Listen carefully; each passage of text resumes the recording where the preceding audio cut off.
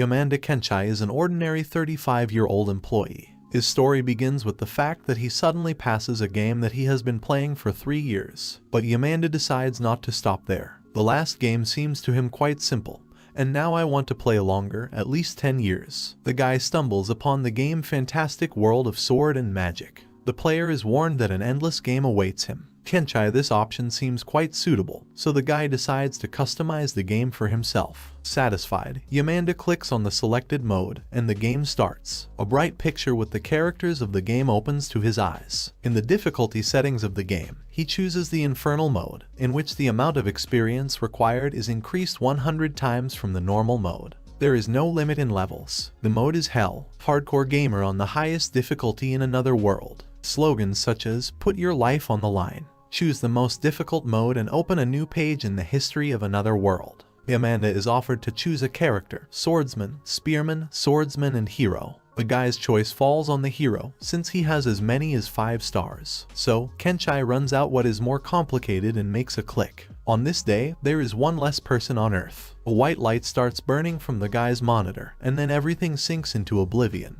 It's a sunny day. A little boy stands near a barrel and greedily drinks water. It is this boy who is the former Yamada Kenichi. Once upon a time, the guy was a 35-year-old employee who didn't even have a girlfriend. But now, 5 years have passed since his rebirth in the game world. The old one remained only an echo of time. So he was born into a family of farmhands. At first, the guy could not believe that he had become a child. But he simply had no other choice. The farmhand will not get another job and will never leave the village. Therefore, we have to get used to a new life. In his new body, the boy is named Alan. Parents are very proud of their son's decency. The boy tries to help his mother with things, but sometimes she just wants him to enjoy his childhood and just play. Yamada is forced to be in this child's body, but he also doesn't want to worry his family. He can't tell anyone about his rebirth. Alan has a spell book that he often likes to look into. With the help of this book, the boy creates insects. Since he is a summoner, he can use magic to create cards with summoning monsters. And now, the boy is creating a map of an insect, which he calls Denka. A kind of Denka grasshopper with strength of 3 points, damage 2, defense 5, agility 5, intelligence 1 and luck 2.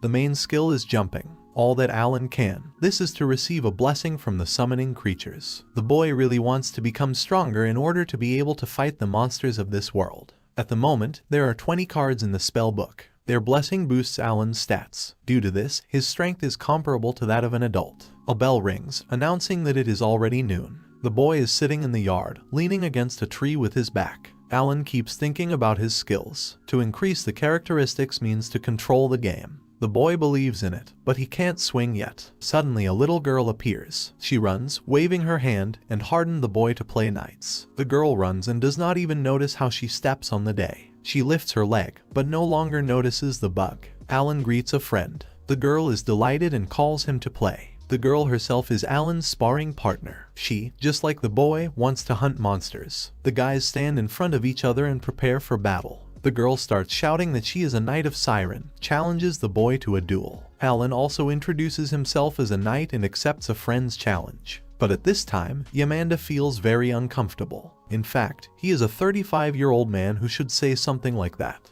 But it's not just a game, so he can't relax. Suddenly Siren attacks the boy very quickly, so that he barely has time to react, putting his sword in front of him. The girl continues to attack the guy. He only manages to fight back. He's trying his best. His strength and speed may have grown, but his body hasn't gotten used to it yet. But Siren is fine. She is glad that she is doing great. And so, the girl hits with such force that Alan's wooden sword breaks in half with a loud crunch. In fact, this is already his 10th broken sword. The boy is already tired of constantly acquiring new ones for himself. There's nothing you can do. The opponent is strong. For her, fighting Alan is a lot more fun than fighting Dad. The boy asks her not to tell Uncle Jill about what happened. Siren is interested in what the boy is so worried about. He has been training for 5 years, but compared to her, he is still an empty place. His father calmed him down and said that this was in the order of things, because the girl was still a master of the sword and her destiny was to serve the nobility. Alan thought for a long time how strange it was and realized when this girl passed the evaluation ceremony. Siren considers herself an ordinary swordsman, but her talent is a sword master. The girl says that Alan's talents also have something written down. and this is something special. She is always joyful and naive. But when she asks if this is true, the boy's father replies that it is, but none of them can read. And the priest said that Alan didn't have any talents at all. The boy is always sad about this, because it's not like that at all. It doesn't matter if someone can read or not, because there is some kind of gibberish written there, a E++ a ace, a. It looks like the god of this world was pressing the wrong keys. Because of this, Alan will not be able to reveal to anyone that he is a summoner for a long time. Alan's little brother notices that he is sad. He asks what happened to his brother, but then the parents are released to the boy and tell him that even if he has no talent, he is still their son, and no matter what, they are proud of him. Alan looks at his parents, whose words make him uncomfortable. In real life, he is older than them. Here the boy's father is 25 years old, and his mother is 23. Although this family is so poor that they don't even have a bath, but still, Yamada is glad that he was reborn with them. My father informs me that knights are coming to evaluate Siren's abilities. The girl's father looks like a gorilla, but this does not prevent him from being a good parent. A joyful Siren jumps into his arms and says that she wants to become a knight when she grows up. The father laughs. There is a lot of noise and uproar in the city. Everyone gathered in anticipation of the guests. This event is considered important for the residents of this city. Many people just like to get away from their worries and observe the process of checking skills. When Siren passes by the audience, people begin to whisper among themselves. Someone thinks it's strange that the daughter of an ordinary farmhand is a master of the sword. An insurmountable caste gap has been built between the farmhands and the rest of the inhabitants, despite the fact that everyone in the city is commoners. When Alan is noticed, he is not particularly welcome. Those who have no talents are not particularly respected in society. Someone stamps his foot to ask him if he came here just to observe what is inaccessible to him. It turns out to be a freckled blonde boy from the ceremony who has the talent of an axeman. Siren stands up for Alan, saying that he is very strong. But the freckled boy stands his ground, saying that Alan is an ordinary farmhand, and that his children will also be ordinary farmhands. The girl is very angry after such words, but her father manages to pull away and cool the girl's ardor. Alan's father also comes over to ask if his son is doing well. The boy happily replies that everything is fine, because he is not offended by the words of the child. Upon hearing this, the axeman turns to him with displeasure and asks what Alan just said. The tense situation is interrupted by a message from the village headman about the arrival of the knights. He asks everyone to melt and make way for the guests. The gates open and serious men enter the village on horseback. Two leaders are riding in front and their retinue is behind them. Children are delighted when they see the commander of the knights himself. Their eyes are burning with joy, and inspiration is boiling inside. The commander notices Siren and drives up to her. The man dismounts from his horse and asks if the girl is the same master of the sword. She proudly introduces herself to the commander. Against their background is the noise from the crowd. Suddenly, it is reported that lying about talent is considered a crime that is punishable by death. For verification, a duel will take place now. This news leads Alan and Siren's father to great surprise and fright. While the girl is looking at the knight's armor, the father is trying to solve the issue, saying that his daughter has already been checked. But the commander stands his ground. He says that if the girl refuses, she and her father will be executed. Alan is furious. The boy thinks all this is some kind of complete madness. As soon as the father wants to say something, the girl calms him down and says that everything is fine and that she will cope with it. Siren takes a real sword, raises it above her. After that, the girl introduces herself. Her opponent, the knight Rayfrant, also raises his sword, thereby showing his readiness for battle. His talent, spearman. At this time, Siren's frightened father does not find a place for himself. He is not allowed to see his daughter, blocking the passage with spears. The captain is proudly watching all this, but he doesn't do anything. The battle begins. The girl has the ability to strike at the enemy, and he, accordingly, reflects them. Everyone falls silent, watching the duel. Only the ringing and clanking of swords is heard. Then the audience is delighted with the skill of the little girl. She swings a huge sword so easily. Alan is watching his girlfriend. She has been training for this since she was 3 years old.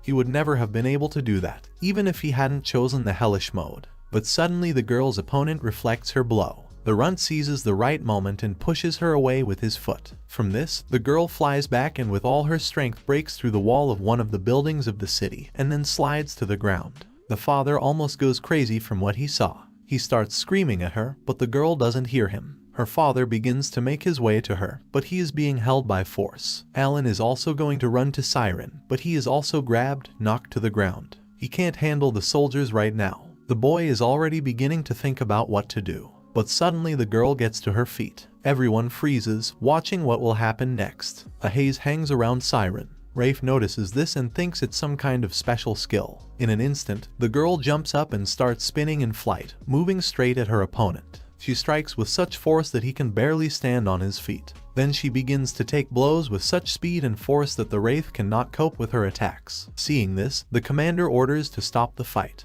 The girl did not expect that the end of the battle had already come. But the girl is not upset. She is very cheerful. Siren thanks her opponent for the fight, calling him a very strong grandfather. He wants to object about his age, but falls to the ground without strength. The crowd raises a hum. Everyone excitedly shouts that the girl really defeated the knight, which confirmed the fact that she is a real master of the sword. Siren's excited father runs to his daughter as fast as he can. All he's interested in is whether she's okay. The man picks up the girl in his arms, but she, laughing, says that she is tickled. Alan looks at the girl and realizes that she doesn't even have a scratch. She's so tough, so it's no wonder Siren left him bruised every time. At this moment, the Knight Commander announces that, without any doubt, the king will be happy to learn about this news. An enthusiastic girl runs up to the man and asks if she is now a knight. The commander replies that she still needs to wait for 12 years to begin, and then enter the Academy for Gifted Geniuses. Siren's father understands that if he does not take matters into his own hands, he will completely lose control of his daughter. Until that time, Alan did not know that such an academy existed. A freckled boy approaches the commander and also asks to go to the academy, saying that he is an axeman. The man does not object and says that he will send an instructor for the entrance exam. At this time, Alan analyzes who has how many stars there are. Even the captain has fewer stars than Siren. She's the strongest here, and the number of stars directly affects the characteristics. Alan considers himself the only one in the world who has a hell of a difficulty here. All his efforts increase 100 times compared to the normal regime. Although there is no limit to growth, 0 is still 0. If 3 stars have such power, then how far is the boy from the goal? Alan reveals his status and realizes that he is still at the first level after 5 years. His life is just beginning. After the triumphant performance of the Master of the Sword, everyone began to call their village the Village of Siren. Autumn has come, and now Alan is 6 years old, but he is still at the first level. With the help of 200,000 repetitions, started 3 years ago, he developed throwing skills to the 3rd level. But it will take at least 5 years for the infernal one. For today, the boy decides to stop training. Together with his mother, he sits down to dinner. Today, for some reason, my father is late, and this is strange since he usually always arrives on time. In winter and autumn, he becomes the main hunter in the squad. Guardians have to earn money by any means. Alan also wants to go with his father. Suddenly a noise is heard. The boy looks out and sees a group of people. All of them are wounded and bandaged. Someone is being carried on a stretcher. It turns out that Alan's father was seriously injured while hunting, so he is not even able to walk. The boy and his mother run up to him, but the man does not hear them because he is unconscious. Teresia, Alan's mother, is trying to calm down, saying that her husband's wound has healed. But the woman still can't hold back her tears. She worries because they don't have money for medicines. They were lucky to find a Mure's flower in the forest, for which the knights gave them some money. Alan's father could defeat a terrible boar more than 3 meters tall. Every year, he fought dozens of the same beasts. The boy asks what happened to him. His uncle replies that by the decree of the elder, this year the free were able to take part in the hunt. They thought it was an easy task, but at the most important moment they panicked. Alan's father defended them. Teresia spends the whole night next to her husband. By dawn he comes to his senses. This makes them all incredibly happy. My father still has a fever, but it is already clear that he will live. Alan's mother and brother happily embrace the man. Tears come to everyone's eyes. These are tears of joy, excitement, and relief. Alan is watching all this. Thoughts appear in his head that he is, in fact, the oldest here, but he has such a strange feeling. An invisible wall separates him and his family. Uncle Geld approaches Alan's parents and says that he will take care of everything, including the unborn child. Alan's parents ask not to swear on this topic. The boy decides to intervene in their conversation and says that he will take care of all matters. The boy says that now no one will dare to harm his family. The parents look at the boy with surprise, but in their hearts the parents are very proud of him. Alan is going to stop acting like a child. The next morning, the boy begins to do all the work in place of his parents. He even took water from the well. Despite his height, Alan took 2 full buckets, hung them on a yoke and carried them. At one point, he is met by Gelt. He did not attach any serious importance to the boy's words, and when he sees that he keeps his word, he is very surprised. The boy is also engaged in harvesting. In general, farmhands give 60% of the harvest to landowners. In order for Alan's family to survive the winter, he must collect as much as possible. In just 2 days, he has already collected almost 10 buckets of potatoes. According to the calculations of the boy, this amount should be enough. Then he needs meat. In addition, Ali mowed the grass on a fairly large area. After he finished here, he finally has enough experience for a new skill strengthening cards. Thanks to this skill, you can safely improve creatures. Thus, the boy improves the frog. Her stamina and agility are added 20 points each. It turned out to be a pretty good day for the boy. Alan was even able to get some new creatures: Insect G, Bird F, Amphibian G, Animal F, and Plant F. As for the amphibian card, it shows a frog named Baienta. Her strength is 7, attack 6, endurance 10 plus 20, agility 10 plus 20, intelligence 7, luck 8, blessing 2, and speed 2. The main skill is provocation. Alan opens the book and begins to read in more detail. It is necessary to use the skill. While the boy is reading, a frog is squirting next to him. With his provocation, everything will go smoothly, and Alan will be able to catch up to 50 birds. This amount is enough for the whole winter. When a boy, does everything according to the instructions, for some reason the skills of frogs do not work. Not a single bird flies to their sound. Perhaps they don't hear well. Alan is already beginning to feel sad because nothing is working out for him. But suddenly, a huge bird arrives. The boy looks at her in amazement, and suddenly an epiphany comes to him. Albahiron, the name his father gave him, means soaring like a bird in the sky, and it appeared precisely because of Albahiron. This bird has the rank D. Alan stands behind the bushes and watches as Albahiron grabs his frogs. The bird does not notice the guy, as it is passionate about its prey. The boy is amazed by the size of the bird. Big, even huge, at least 2 meters in height. Alan, of course, did not count on this, but such a chance should not be missed. This is his first hunt for a demonic beast. The boy picks up a stone and, swinging, throws it. He flies and hits exactly on target. This pleases him, since the throwing skill is very good. Picking the right moment, Alan attacks his victim. But, since he is not particularly strong, he does not manage to overcome Albahiron the first time. Therefore, the boy calls his dogs. For all the time, he managed to accumulate a considerable number of such cards. And now, it's time to put them into action. A whole flock runs to attack the target. The dogs are very confident. They follow the orders given by the boy with complete obedience. When the flock is equal to the Albahiron, they do not cope with the bird. He fights off every dog that attacks him. Alan realizes that 15 grand is not enough for him. After all, an Albahiron of rank D, but is the boy still so weak? Suddenly, the bird realizes that it is necessary to eradicate the one who controls the flock, so it flies straight towards Alan. Flying a little closer, she abruptly grabs the one. The grip is so powerful that it begins to darken in the boy's eyes. He understands that if nothing is done, then you can die like this. Albahiron knocks the child to the ground, but he manages to restrain the paw with a sword. Although the dogs continue to attack the bird, it doesn't care. Alan feels that his strength is running out. He won't be able to hold her back anymore. The boy begins to think. The child calls a leech named Chu with the rank of F. The insect crawls up to the bird and starts drinking its blood. After a while, Albahiron's grip loosens. Alan is trying not to miss this chance. The boy's assumption that the bloodsucker is the best in this situation turns out to be true. The child used 10 dogs and 3 bugs, after which the bonus stats decreased.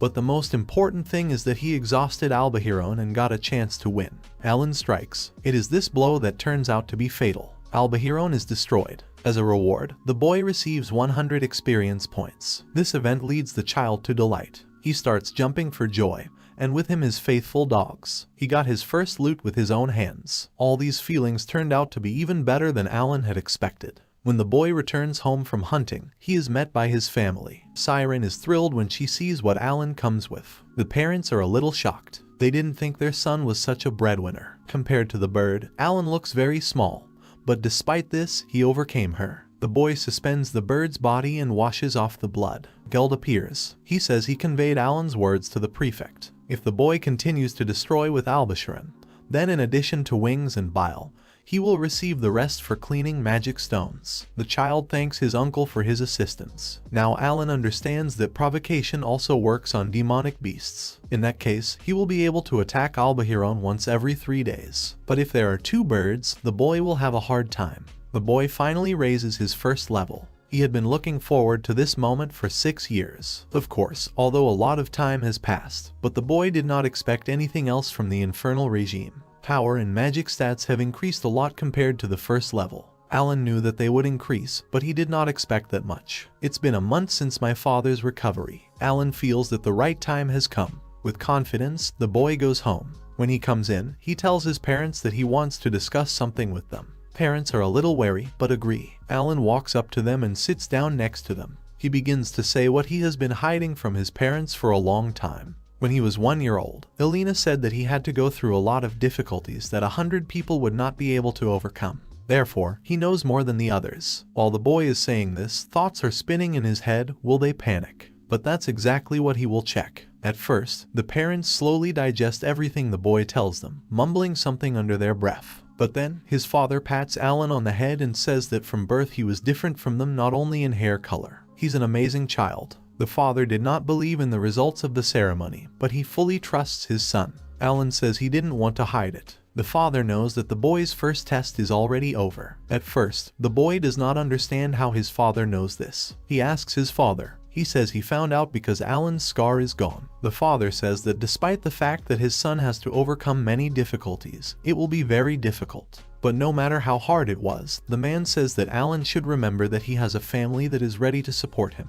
The boy is glad that his parents understand and support him. From this, a smile appears on his face. The father asks if Geld knows about this event. Alan wonders why his father is interested in this. He replies that Geld constantly brags about his daughter, and now, the boy's father can also recoup. The father laughs as he says this. December is coming. Together with his family, Alan gets supplies for the winter. The last spurt remains. The boy goes hunting with Geld. A father can count on a man to keep an eye on his son. Therefore, the father is a little calmer. The boy wants to ask his uncle something, but at the same time asks him not to tell his parents. Geld promises that everything will remain between them. Alan asks how a farmhand can become a free commoner. This question, at first, confuses the man a little, but then he says that it is necessary to pay 10 coins. In this case, the feudal lord will sign him a free one. At least that's what they say. Alan thinks, if you count the child, their family consists of 5 people, so they need 50 coins. In principle, such conditions suit the boy. Before he leaves the village, he plans to earn money and will do everything possible to make his family free. So the first snow fell. The roofs of the houses are partially covered with small drifts of snow. At this time, Alan goes about his business. A stack of firewood hangs on his shoulders. Residents look back at the child with surprise. After a few days at the market, the boy found out that he would need to overcome 500 albashirans. Only after that he will be able to get 50 coins.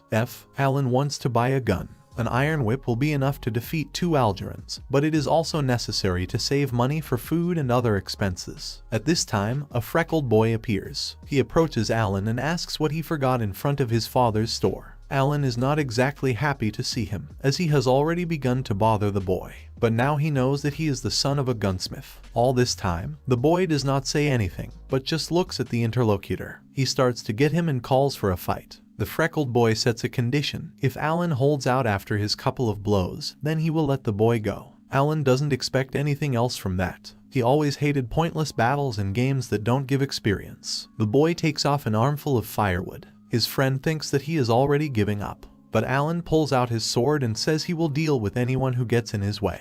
The boy tells the axe warrior Dargo to attack him if he hasn't chickened out yet. The freckled boy is losing his temper. He hoped Alan would just walk away scared. But then everything went differently. The axe warrior Dargo accelerates and swings at the boy. Alan deflects his attacks. He wasn't even standing next to Siren and her 3 stars. When the boy puts an upstart in his place, he realizes that he shouldn't have gotten into all this. But Dargo promises that next time he will definitely deal with Alan. After that, he removes his sword from the opponent, takes the firewood and goes on about his business. The boy says that next time he will buy something at their store. Dargo stays with his thoughts. It takes 9 months for Alan to have a baby sister. She is called Nura. The girl is very cute and everyone admires her. Days pass. Alan trains with Drago. The other kids are also playing knights. There is quite a lively atmosphere. The boy trains Drogo and tells him to get ready. Of course, he understands everything. He's trying his best. Alan's brother is also not far behind the older one.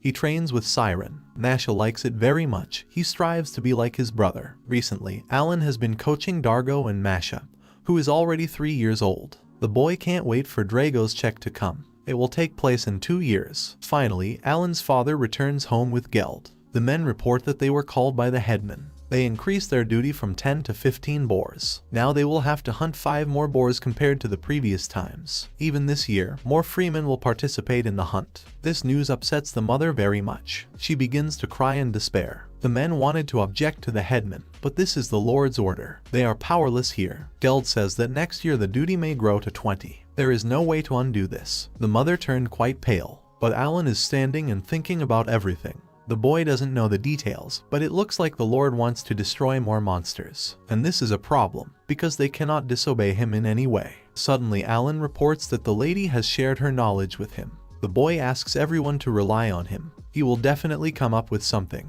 October is coming. Roden, Alan's father, returns to his company. There he is greeted very warmly by his friends. His colleagues are glad that he is already on his feet. Since Roden has fully recovered, he can calmly give orders and be responsible for his decisions. Alan went with his father this time. He asks him not to get too close during the battle. Roden also warns that the boy is only with them to watch. The child remembers everything and smiles at his father. Suddenly someone appears. It was Drago who came. He tells Roden that if he gets into trouble, they don't need to try to save him. But the man interrupts him and cheerfully tells him not to worry and not even think about it. Roden advises the boy to just focus. After a short conversation, the commander gives everyone the order to move out. The company shouts out in unison, showing its readiness to join the battle. Conscription has increased, which means that more people are needed. The actions of the newcomers will be seriously monitored. This made the boys tense up a little. So Alan lived in a farmhand family for 7 years. In all this time, he had never left the village so far before. Now the expanses of the unknown are open to the boy,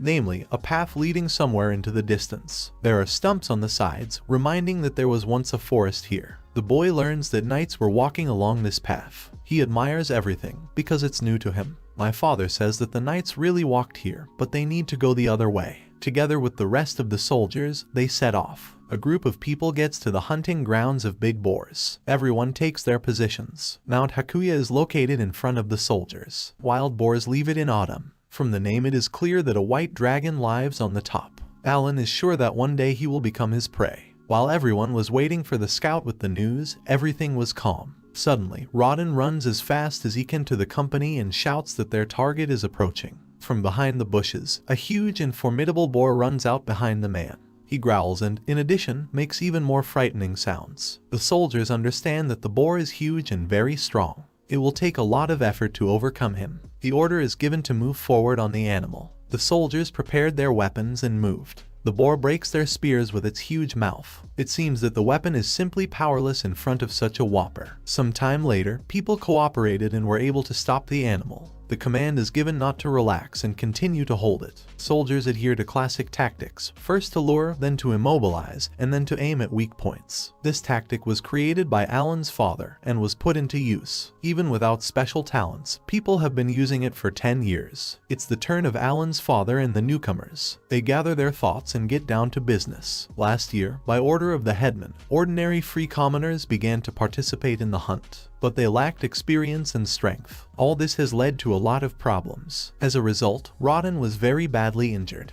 It was a mistake to send them to the front line. They'd better hide and wait for the right moment. Alan uses his animal summoning skill. He's calling for Denka now. The grasshopper runs into battle and helps Roden to deliver a strong blow to the target. Everyone begins to feel that their strength is increasing. This is a test of the gods. Alan planned everything. The boy assumed that everyone would get a lot of experience. If they continue in the same spirit, they will soon be able to join the vanguard. Now that they have felt in a real battle, they must quickly deal with 15 boars. The soldiers are overpowering a big boar. For this fight, Alan gets 400 points of experience. Now his experience has reached 2000 over 2000 level has risen to 3. Strength increases by 17, mana by 28, attack 8, endurance 18, agility 18, intelligence 28. The boy has already grown to level 3. From now on, until he collects 50 coins, you need to hunt wild boars and albasharans to raise the level. Alan's life will change a lot if he gets tall. 5 months pass. It's already June. Alan's summoning skill is being pumped again.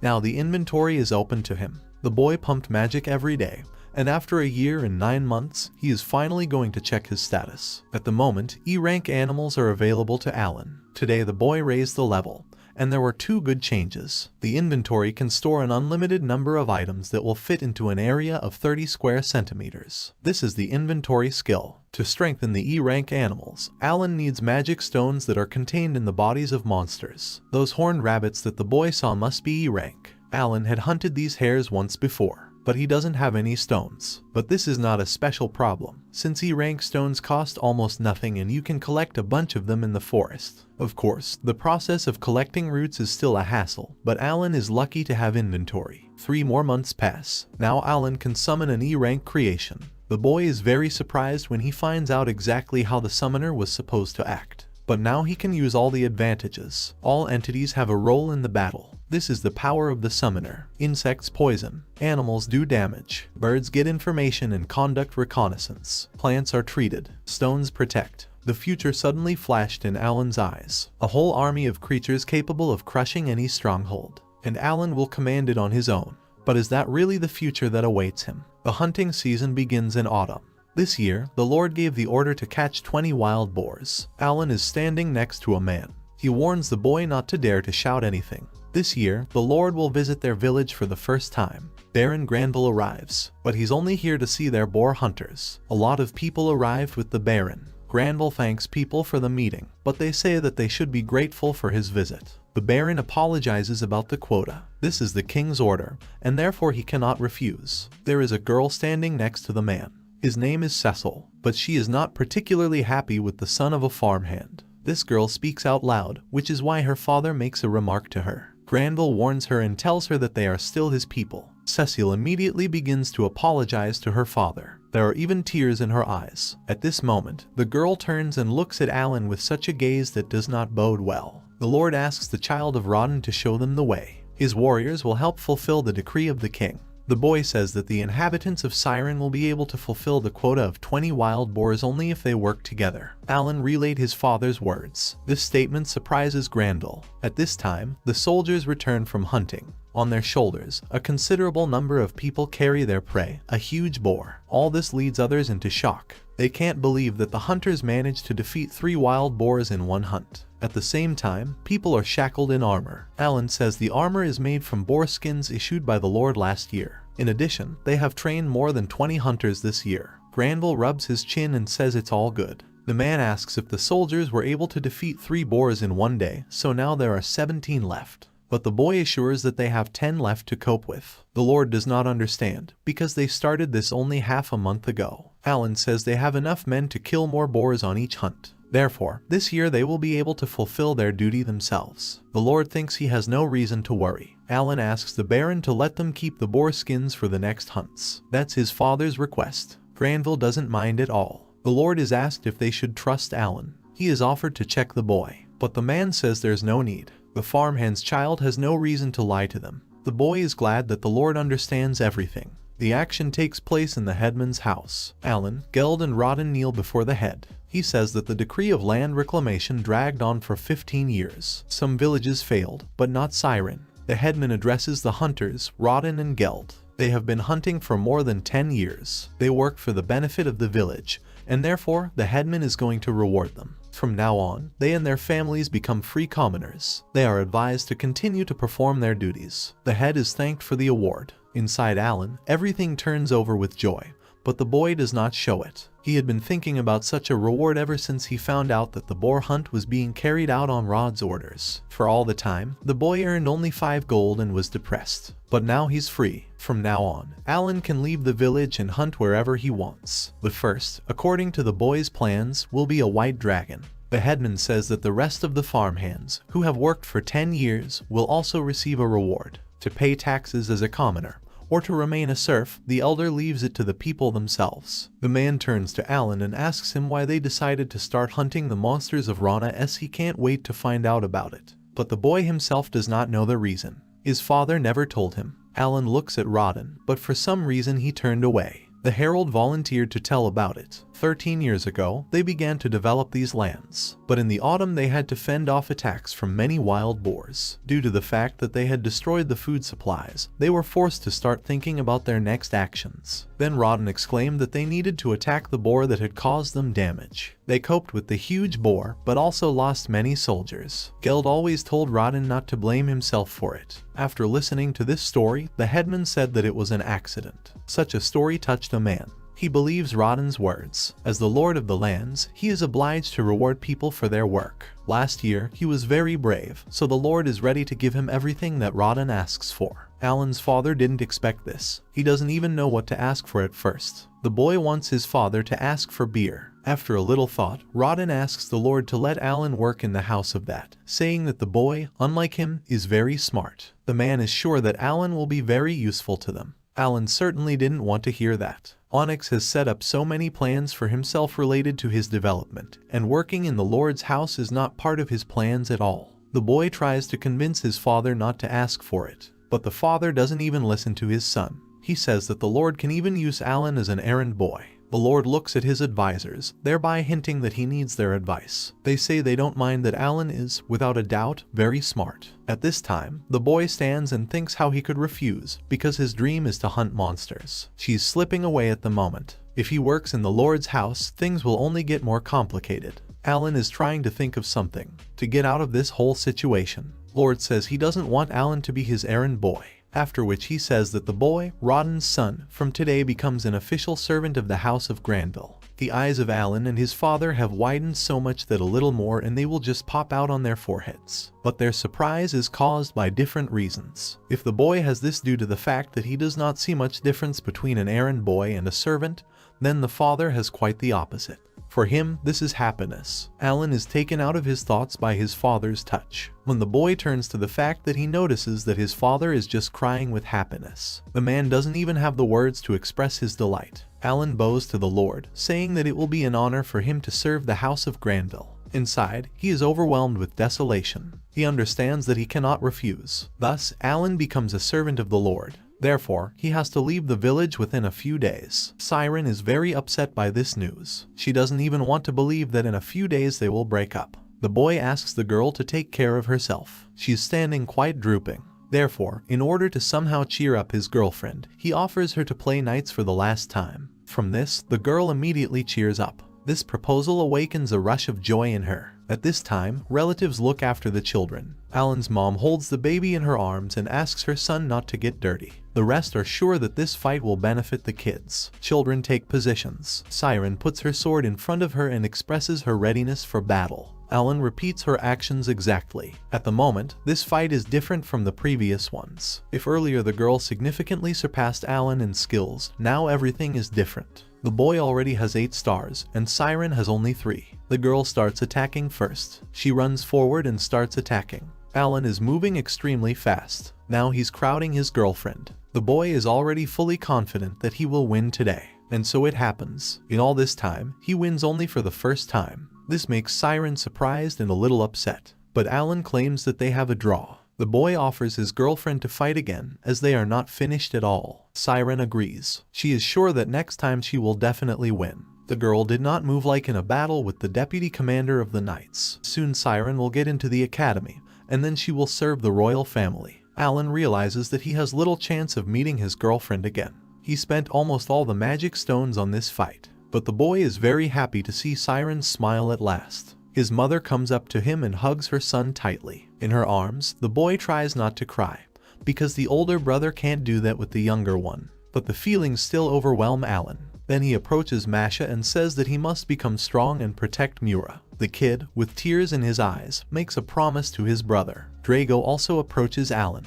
He hands his friend a knife as a gift. He brought the weapon from his family's store. The boy has long since changed his attitude towards his friend and considers him a good boy. Alan realizes that when he gets into the carriage, his life will change. Rodden approaches his son and squats down. The man assures that his son's future will not end in the role of a servant. His father advises him to take advantage of the opportunities and not to miss them. Alan gets into the carriage. The door is closing and now he has a long journey ahead of him. Everyone says goodbye to the boy. He will do everything in his power. Thus, Alan left Siren and began a new life in the house of Baron Granville. What will his new life be like? That remains to be seen. The action takes place in the city of Granville, the courtyard of the house of Baron Granville. Alan and the Baron's daughter spend time in a clearing. The girl sits on his shoulders and tries to reach the apple. Since she can't reach out, the girl orders Tom to straighten up. She considers him her servant, so she demands that he carry out her errands. At this time, the boy has thoughts about just throwing it off, but he decides not to pretend to fulfill his desires. Alan left Siren and arrived at the Baron's house to become Cecile's servant. A year later, the girl still manages to pick an apple. It tastes very sour. Cecile starts acting up and says that now she wants papaya in order to forget this taste. He demands that Alan go to the market and get what she wants. The boy obeys. So, day after day, Alan fulfills the whims of an 8-year-old girl. He will not have the opportunity to hunt. Suddenly, the children notice a huge airship in the sky, which resembles a city in size. If Alan is delighted with this transport, then Cecile thinks it's just a stupid magical transport. She gets up and offers Alan to go from here. He agrees, but thoughts are spinning in his head that this girl is stupid.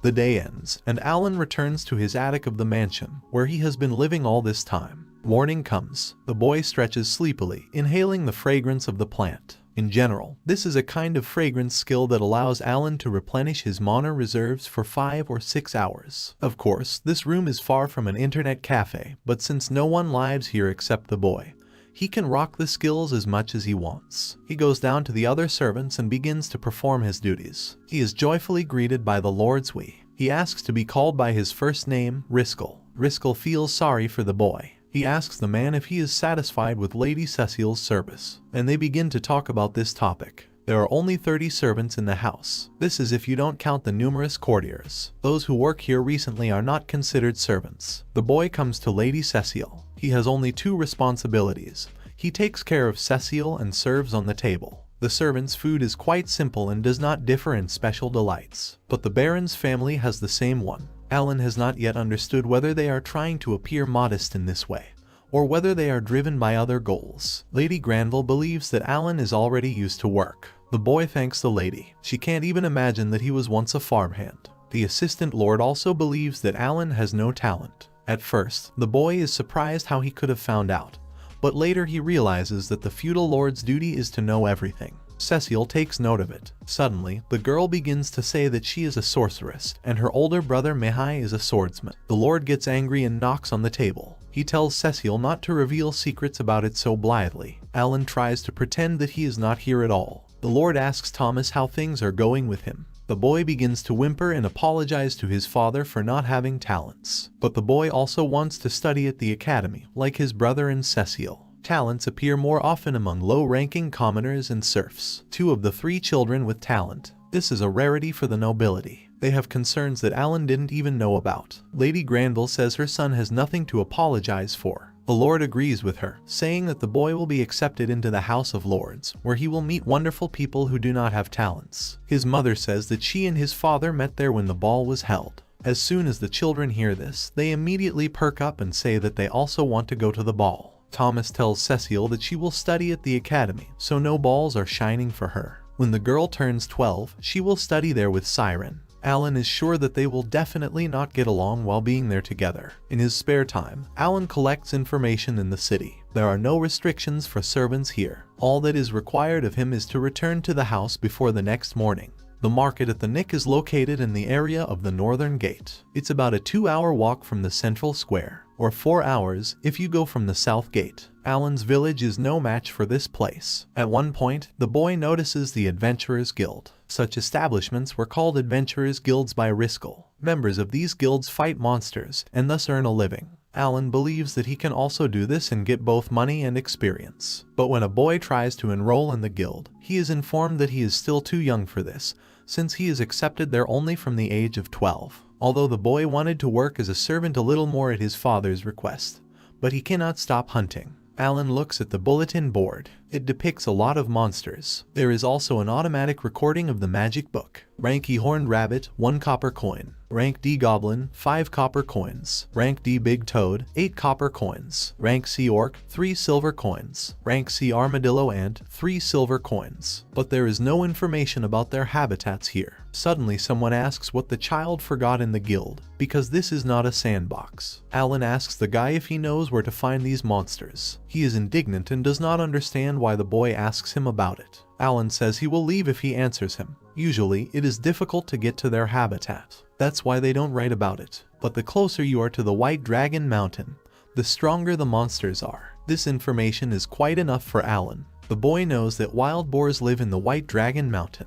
He never went there, but he heard that it takes about a week to get there. Alan also decides to ask if the guy knows which roads lead to the White Dragon Mountain. He thinks that the boy is mocking him, but suddenly the child's attention is attracted by Mardargarsh of rank B, who lives in the Ranba forests. If you defeat this monster, you can get 200 gold coins. Alan realizes that his father named his brother Masha in honor of this beast. The guy says that this creature is not suitable even for adventurers like him. Therefore, the guy suggests that the boy leave him for the knights. Alan is interested in the White Dragon. The guy hopes that the knights will cope with him. The White Dragon has a rank. If you defeat him, you can get 1,000 gold coins. No one knows the exact place of its habitat, so it is impossible to walk up the mountain. The boy understands that even 1,000 coins do not pay off the danger. No man would want to fight a white dragon even for such a reward. Suddenly Raven's friends appear. At first, the girls ask what he is doing and report that they are just going to celebrate.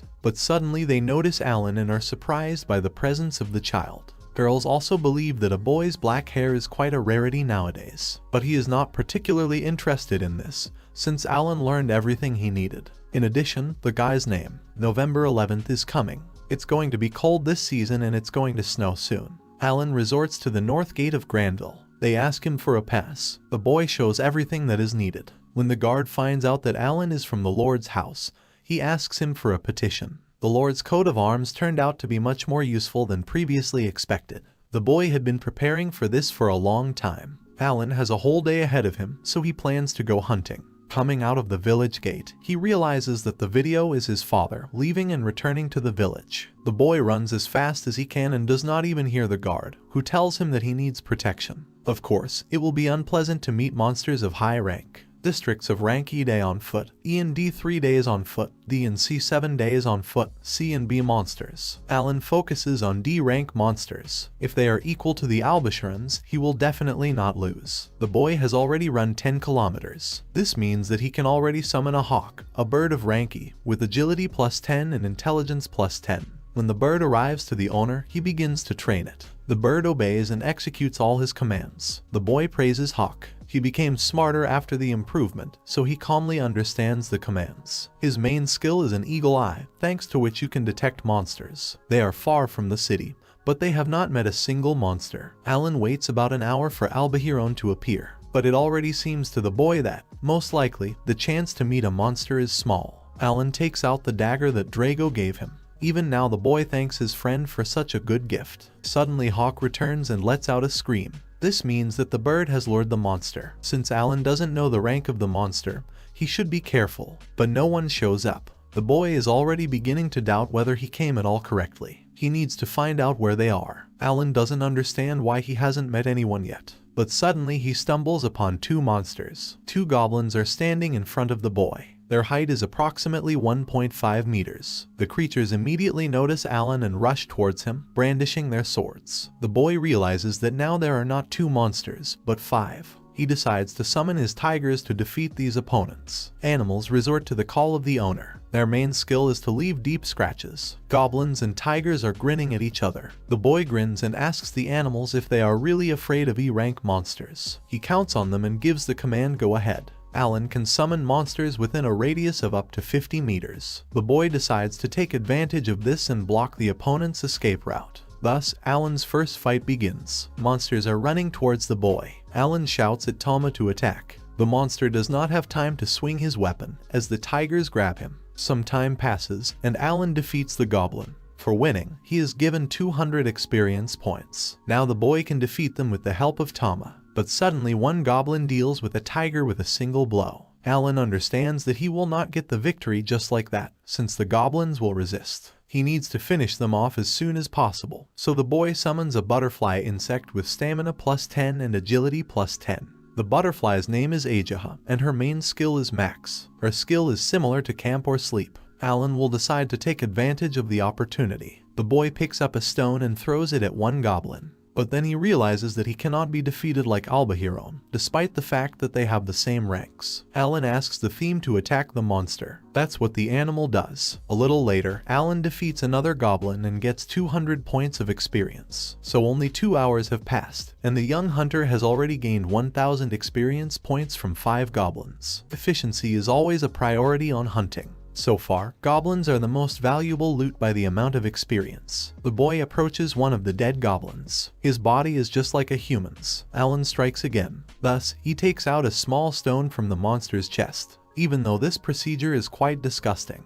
But magic stones are the basis for staying. Therefore, the boy is obliged to collect them. It turns out that goblins perfectly suit him according to several criteria. Hawk reports that there are 5 more goblins within a radius of 3 kilometers. Alan has already dealt with 80 monsters and 5 horned rabbits. For all this, he gets 16,050 experience points. Comes out 2 levels at a time. The child had a very productive day off. Now Alan knows how the Ajahi skill works. The chance to put the enemy to sleep is not 100, but 80%. Each summoned Ajaha can use it for several purposes. In order for the debuff to work on a monster of the highest rank, the boy needs to use several summoning creatures. It is worth collecting E-rank stones to summon Tama. Night is coming soon. The boy tells Hawk to fly to the next target. But this time, for some reason, the bird does not move from its place. The boy does not understand what is wrong. Maybe tired. But then Alan realizes the bird just doesn't see well in the dark. The summoning monster has chicken blindness. The boy will have to figure out for himself which way the city is located and which road to go to it. Thus, Alan is forced to interrupt his productive day off. He chooses a direction and sets out on his way. A month passes. Once every 6 days, that is, for 4 days Alan went hunting.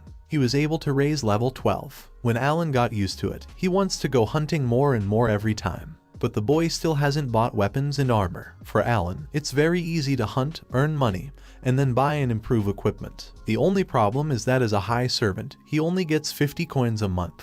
When the boy returns home, the Lord calls him. He says that Alan is working hard. The Lord receives reports from the butler, and they are extremely flattering. Today, the boy again tried to leave the mansion before sunrise. The man is interested in what he has been doing on weekends for the last month. As Alan expected, he came under suspicion. The boy believes that the gate is not worth it, otherwise it will be worse. Therefore, he says everything as it is, he hunted monsters. Lord asks why the monsters, to which Alan replies that since he is the son of the boar hunter Rodden, the boy lives by hunting, just like his father. Alan believes that all his words sounded quite natural, so the Lord should not suspect anything.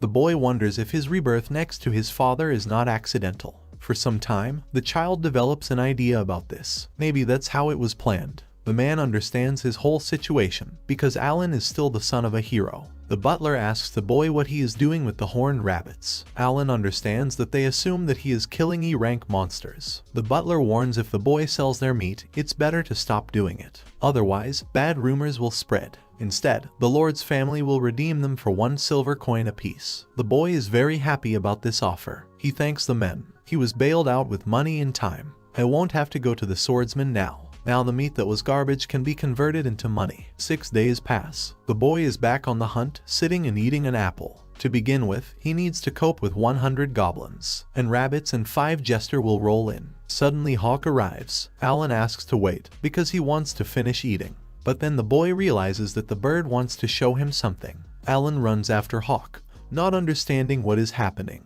He has to rush with all his legs, as the bird flies at high speed. The boy gave the order to hunt only within a radius of 3 kilometers, but the bird leads him somewhere further. Hawk leads the boy to the place where the fight is unfolding. Voices are heard. Then the boy sees some girl fighting goblins. Next to her is another frightened and tearful girl. Then Alan remembers that these are the same adventurers he met in the guild. The boy decides to help them and takes out 3 steel balls made to order in the armory. Alan swings and launches one of the balls at the monster. He accurately hits the target, knocking the opponent off his feet. Seeing the boy, the guys are very surprised, because they used to think he was small and not capable of anything. And now, this boy has come to their aid. Alan launches the second steel ball and also hits the target exactly. Then comes the turn of the third goblin, who is overtaken by the same fate as the previous goblins. But then the monsters rise up. Even with steel balls, Alan could not cope with them. The boy does not want to use a call in front of a group of guys. He decides that he can handle everything on his own.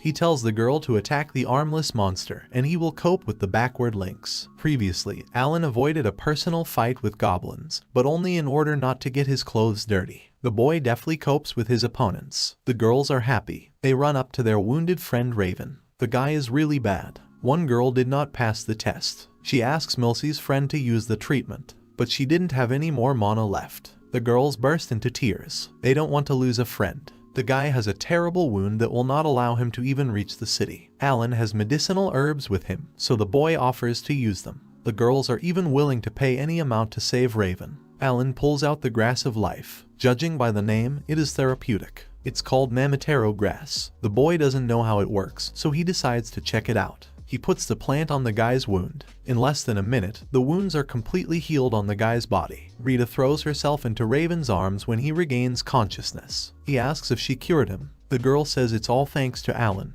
The boy is very glad that the herb worked. He also sits down on his knees and applies the plant to the wound on the guy's arm. This time Alan uses the Muraza flower. He has 2 of them. The boy remembers that once this flower helped his father very much to get back on his feet quickly. Muraza flower is a plant that restores Maxims from physical condition, and the herb of life is a plant that heals. Suddenly Raven remembers the boy. The guys ask what kind of talent he has, but Alan says he has no talent. This surprises everyone. Alan doesn't know what to take from them. It's enough for him that the guys won't tell anyone about what happened. The boy wants to continue his hunt. Raven says he doesn't even have to worry about it. Priyan offers to at least help their savior. The boy decides to accept the help of the guys. He tells me that he collects magic stones. He asks what about all the magic stones and 100 rank stones. Here he even got a little cheap. The guys agree to help him. Alan asks if the 3 of them can get to the city. Raven says that he has already met an armored ant, so he definitely won't die from a goblin. Before the start of the hunt, the boy wants to know something. He summons Hawk. Alan chastises the bird and asks why she ignored him. Hawk feels guilty about it. He understands that the boy told him not to approach people, but he listened anyway. Alan asks what he was starting from. Did he want to help or did he just feel sorry for the guys? Then the boy looks at the bird for a while and thinks maybe Hawk still knows the feeling of compassion. A summoned monster must obey its master. After all, in fact, he is just a set of skills and characteristics. But he also ignored the boy's order, acting on his own.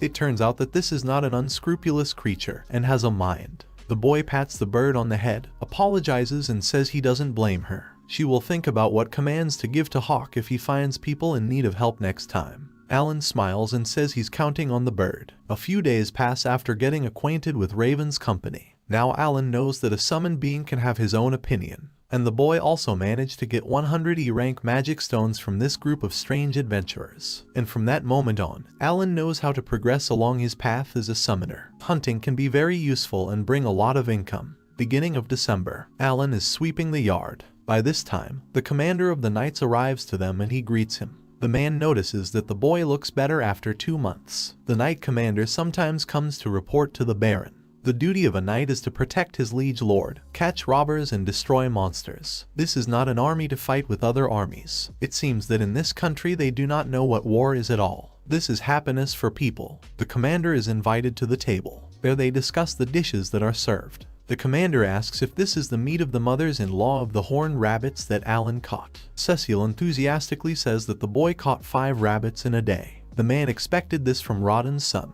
He also tells a little about Siren. The village fulfilled the order and extracted another 20 hogs. Suddenly Thomas asks, if so many were caught, then why didn't they send them anything?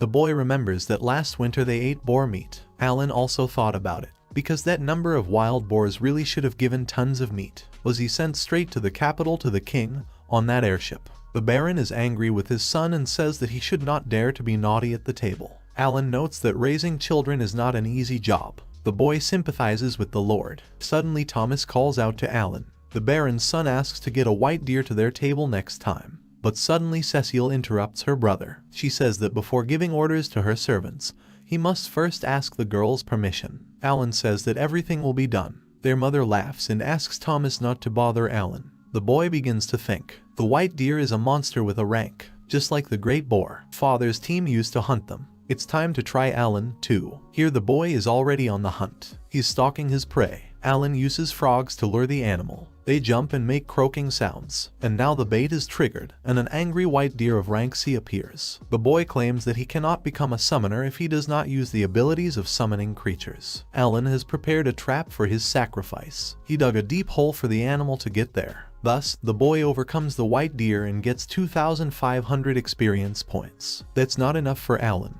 The whole day and just so much experience that it would be better if he beat goblins. 100 goblins is already 20,000. The boy hopes that at least they will say thank you to him. Panic is rising in the Lord's courtyard. People see a monster approaching on the horizon. Everyone commands to raise their weapons. They must hold out until the knights arrive. But when it comes a little closer, I understand that it's just Alan, who brought the loot on the orders of young Mr. Thomas. All people are delighted to see a white deer. There is no limit to their joy, since they have not had such a delicacy for a long time. Thomas is glad. He shouts to his mother and says that now they will have a real New Year's feast. The woman says that they will not hit the dirt with their face. Thomas praises the boy, saying that he is a faithful servant. The Lord looks at the boy and already doubts that there are no talents for him. The boy single-handedly killed a monster of the rank of S. The Baron orders to check the whole background of the boy. Thanks to Alan's achievement from this day on, the Baron's family will no longer lack meat. And now the boy will no longer be able to go to the postponement for the whole day alone. His tasks include hunting monsters, getting food, and helping people in trouble. Alan was even given 100 pieces of silver as a reward. Of course, the boy was counting on more, but probably the Baron has money difficulties. So it's great that Alan can hunt now 2 days a week. But it's only 2 days. March is coming. Alan is riding with Cecile in the carriage. The boy fell asleep on the road. When they arrive, the girl wakes Alan up. Today they will meet with Cecile's brother. The boy does not understand why the girl took him with her at all. Today they meet the Baron's eldest son, who is studying at the academy in the capital. Alan believes that it will be a real punishment if the brother turns out to be the same as the sister. A huge airship lands from the sky. The boy knows that he feeds on magic stones, but it's still amazing to see the miracle of technology in the Middle Ages. A boy comes out of the airship. He's glad to see his sister at night. The boy happily waves his hand to her, and she runs into the arms of Mikhail. When the guy notices Alan, he asks who he is. The sister says that this is their new servant. He's been with them since last fall. Cecile says that Alan is also a hunter. The older brother is a little surprised that her father allowed her to take a personal servant. The boy brought her a very beautiful butterfly, from which Cecile is delighted.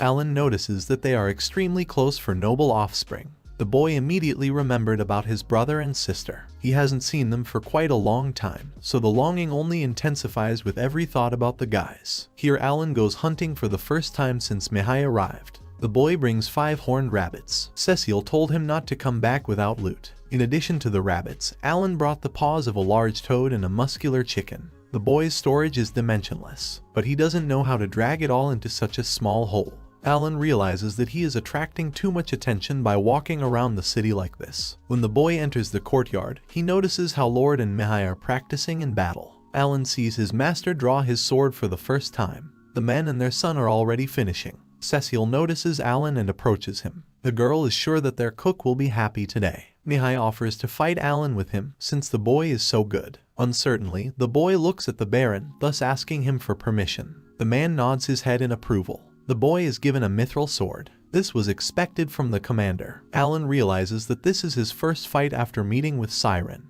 Alan's status is still in hunting mode, but he wants to fight seriously. Cecile looks at the boy and asks if he can hold such a heavy sword. But Thomas claims that of course the boy can, because he also defeated a monster of rank C. The guys get into position. Between them is a judge who tells the boys to get ready for a fight. Alan is an 8-star summoner. Mihai is a swordsman who has only 1 star. The referee commands the start of the fight. Alan is very worried about how not to hurt the boy. The guys cross their swords. First Alan strikes, but then it's Mikhail's turn.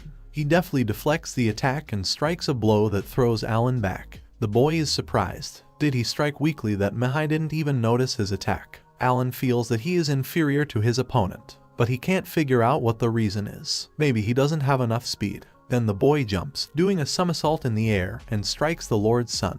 But he beats the blow with one hand. The Lord's wife is very worried about her son. The judge calms her down, saying that Mr. Mihai studied at the academy for a year, and he will not lose to someone who has not been there. Here's Mihai knocking the gun out of Alan's hands. The duel ends. The Lord's son thinks Alan is good enough. No wonder he was made a servant at such a young age. But the boy understands that he became a servant only thanks to the merits of his father. Cecile and Thomas run up to the credits. The girl is very happy about her brother's victory. He says that he would just be ashamed to lose, because after all, he will fight in the dungeons this summer. There they will confront the monsters, and weaklings will be expelled. This news upsets Cecile a little, because Mikhail will not be home this summer. It may be hard, but Dobrik gave Mikhail a holy sword, so maybe the boy will be able to have fun there. Alan had heard Dobrik's name somewhere before. The boy is a little offended that he was left without the academy, the dungeon and the holy sword, and a hell of a swing to boot. That's what distinguishes talent at a normal level of difficulty. Suddenly Alan asks Mikhail to fight him again.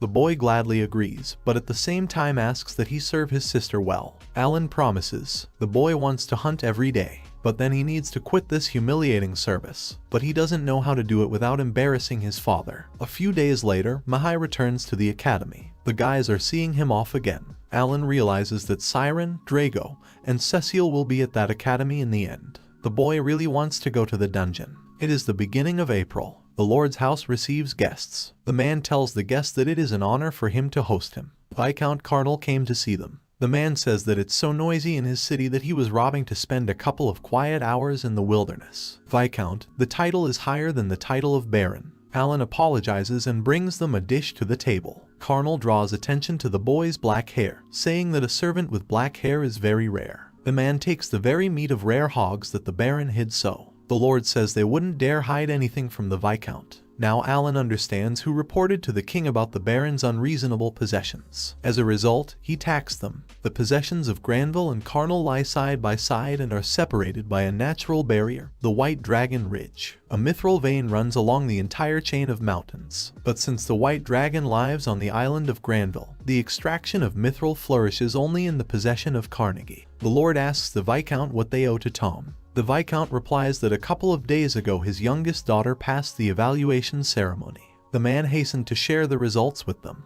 Alan assumes that his daughter is the same age as Mash, but suddenly the Viscount says that, fortunately, his daughter is completely untalented. Cardinal strikes a nerve with Granville. The man hits the table, gets up and says that the Viscount will also someday have a talented child and he will also fulfill his duty as a nobleman. Alan doesn't understand why having talent is so bad. A commoner is ready to jump into the sky for the sake of talent. Also, the boy is interested in what kind of duty of a nobleman the Baron was talking about. Neither Masha nor even Siren would have had a chance to advance if all the children of the nobles were born talented.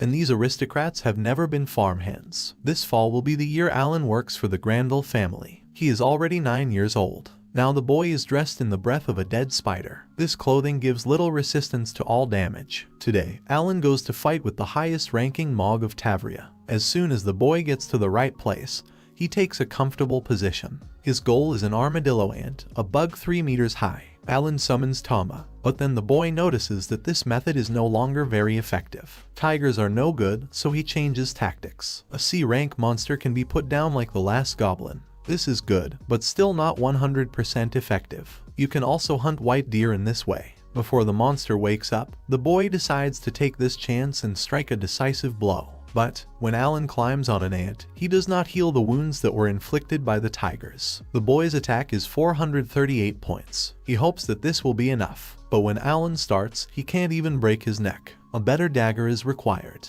But the monster is starting to wake up. The boy does not allow Tom to escape, so he strikes a very molar in the last blow for the ant. For this, he is given 3,000 experience points. But there is another problem. Because of the shell, the boy can't get the stones. All the work is for nothing. Alan decides to go look for the orc. Alan's creatures never get tired, but monsters need to sleep. This is the right time to attack. Just the orc that the boy found is immersed in sleep. Alan unleashes tigers on him and this tactic works. But then the orca begins to overcome the tigers. Thus, he takes out 3 in one blow. But the boy still continues to release tigers. After some time, the orc is defeated. For this, Alan is given 1,500 experience points. Now the boy knows who he will destroy in the future. In this case, he successfully carved the magic stone. Alan wonders how many stones he will need in the future. He overcame the C-rank bridges and didn't even use traps. This is a great achievement for the boy. Suddenly Alan remembers that he was defeated by a 15-year-old boy from the academy. Because of this, the boy feels weak. The deputy also lost to the 5-year-old siren. In general, graduates of this academy are very influential people. They are not more than 1% of the population.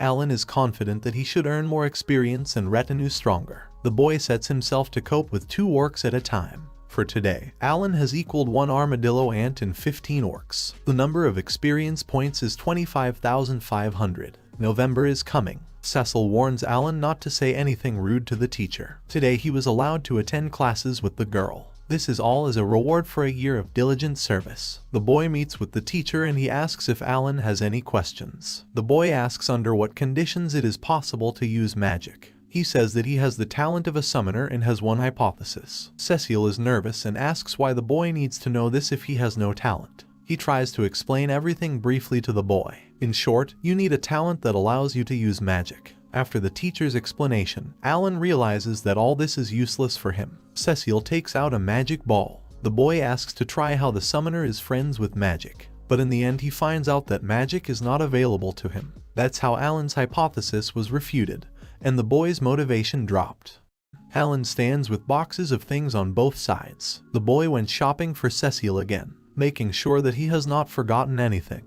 He goes to the exit. On the way back, the boy is met by a man he knows and thanks him for everything Alan has done for him. An elderly man tells others how he was surrounded by monsters from all sides. He already thought that the end would come, but suddenly a boy appeared and saved the old man. Alan is a modest man, so he says that he was just following his master's orders. In the city, a rumor has already been started about Alan, so passers-by often pay attention to the little hunter of the Granville family. It's been a year since Alan was officially allowed to hunt monsters, and so, somehow, the boy had a lot of acquaintances in the city. There is some strange ringing. It is not known where this sound comes from, as it spreads throughout the street. Alan is trying to figure out what's going on here. All people start running somewhere in a hurry. Alan runs up to Raven and asks where everyone is running to. It turns out that a terrible giant, the Mardargarsh layer, appeared right near the southern gate. The boy at first thinks that the group is going to fight him, but only the strongest person in their domain would be able to fight the monster. This is the Knight Commander, but now there is a serious problem, since neither the commander nor his deputy is in place. All the guys can do is take people to a safer place. They still have time before things get really bad.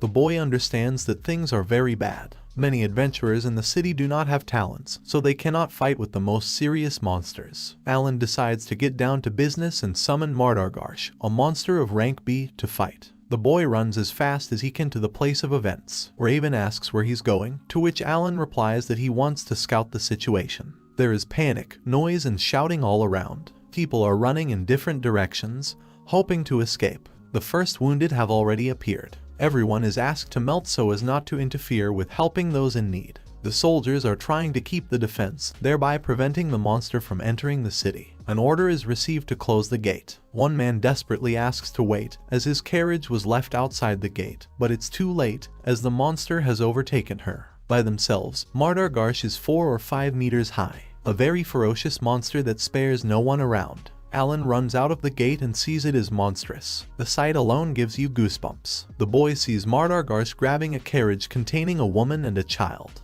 The man who asked me to wait and not close the gate is the husband of this poor woman. He is outraged that the soldiers do not even try to help his wife and daughter. Alan decides to take action. The boy takes out a steel ball. Swinging harder, the boy launches a projectile. He hits exactly on target and knocks out the monster's left eye. At least it definitely caught his attention. Alan takes advantage of this and takes Mardargarsh away from the carriage. From afar, the soldiers tell the boy not to tease the monster, as he may die because of this. The monster becomes enraged. It strikes, but misses, hitting an empty place. Alan got the bait on hand. The monster took a bite, but the boy got in full. He has no mana, as he spent all of it on training 3 hours ago. The monster swings again and this time strikes more accurately, from which the boy does not stay on his feet and falls. When Alan finds himself right in front of Mardargarsh, in a rather vulnerable situation, for some reason the monster does not attack him. The monster begins to smile and then laughs loudly. Alan doesn't understand what happened to him. Was he laughing at the boy? At this time, the boy begins to think that his younger brother MANHUA was named after Mardargarsh. Father comes up with the strangest names. Mardargarsh grins happily. This puts Alan at a loss. Finally, mana accumulates, and now the boy can safely strike. Alan increases agility and defense to dodge enemy attacks. After that, he abruptly starts running in the opposite direction from the monster. The soldiers stand in surprise. They admire the boy's act because he used himself as bait. At this time, Alan had already taken the monster far enough away from the city. The boy calls Aja to the butterfly to put the monster to sleep. When the ability is active, Mardargarsh falls asleep for a while, but the boy changes his mind about attacking him, so he decides to just run away. Having reached the thicket of the forest, Alan takes a break. He is not comforted by the feeling of despair and the thought that he has lost. His debuffs don't work for the monster. The boy thinks that Mardargarsh is simply invincible. But Alan decides not to despair, but to continue to swing. Toby will take revenge in the future. At least he took the monster far away from the city, so it's better than doing nothing. Suddenly there is a crunch of branches. Alan freezes, but does not dare to turn around. Everything goes quiet for a few seconds, but after that, in front of the boy, someone uproots the tree. It turns out to be a goblin. But not for long does the boy have to be afraid of that, as Mardargarsh appears again. So Alan ran in the woods for 3 whole days. Tired and exhausted, he walks unsteadily to the front gate of the city, after which he falls unconscious. Soldiers pick him up and bring him inside. People are asked to report this to the Baron in it. Thus, Alan is brought to his house, where they help him. When the boy wakes up, the first person he sees is an agitated Cecile. The girl asks how he feels after a 2-day sleep. Since Alan is Lady Cecile's personal servant, it's only natural that the girl was worried about him. She offers the boy food and water. He is still just trying to come to his senses until the end. The rest of the residents of the house also came to visit the little hero. Thomas is glad Alan is okay, and the butler sends him a message so that the boy will come to the Baron later. The boy understands that he intervened without permission, thereby entailing certain consequences. When the boy comes to the Baron, he immediately asks him what he was just thinking. Alan says he was only able to escape and that he regrets his rash actions. He apologizes for that. The Lord's assistants claim that protecting people is the duty of knights. On behalf of all the knights, the Knight Commander thanks the boy for fulfilling this duty in their absence. The Baron says that Alan, in this case, did nothing wrong. Thanks to him, the city was almost not affected. The Lord rewards the boy and gives him 10 gold coins in a bag. In addition, Alan receives another 10 gold coins from the family whose carriage he saved. As a result, he gets 20 coins. Alan is delighted with the Baron's generosity. Now he will buy himself a weapon much better than some kind of rusty sword. The boy decided as soon as he gets free, he will immediately go to the gunsmith. The Lord asks, the next time Alan hunts monsters, that he does not go so far. Fortunately, everything went surprisingly smoothly. The boy promises to be careful in the future. Alan is on the hunt again. He's testing his new mithril sword. He perfectly performs his main function. Now, monsters in hard armor are not a problem for the boy. The sword cost him 25 coins. In addition, Alan made a strong discovery there. The new summoned monsters have all the memories of the previous ones. Hawk still remembers that fight and is still following Mardargarsh. The summoner walks his summoning. It's like a generic memory. They remember everything and learn from their mistakes. But a giant bird of rank D and ferocious goblin monsters of rank C no adventurer can cope with them alone. And finally, the real horror is a monster of rank B deadly for people. All this will come in the way of Alan, but he will continue to move forward, despite the fact that the monsters of this world are very strong. Spring is coming. A second duel after the return of the eldest son of the Granville family. Since the last time, Alan has raised the level a little. But still, Mihai swings 3 times faster. All the residents of the house came to see the duel. The guys start fighting. Someone is watching all this in delight, and someone is worried about the boys. The clang of swords is all over the room.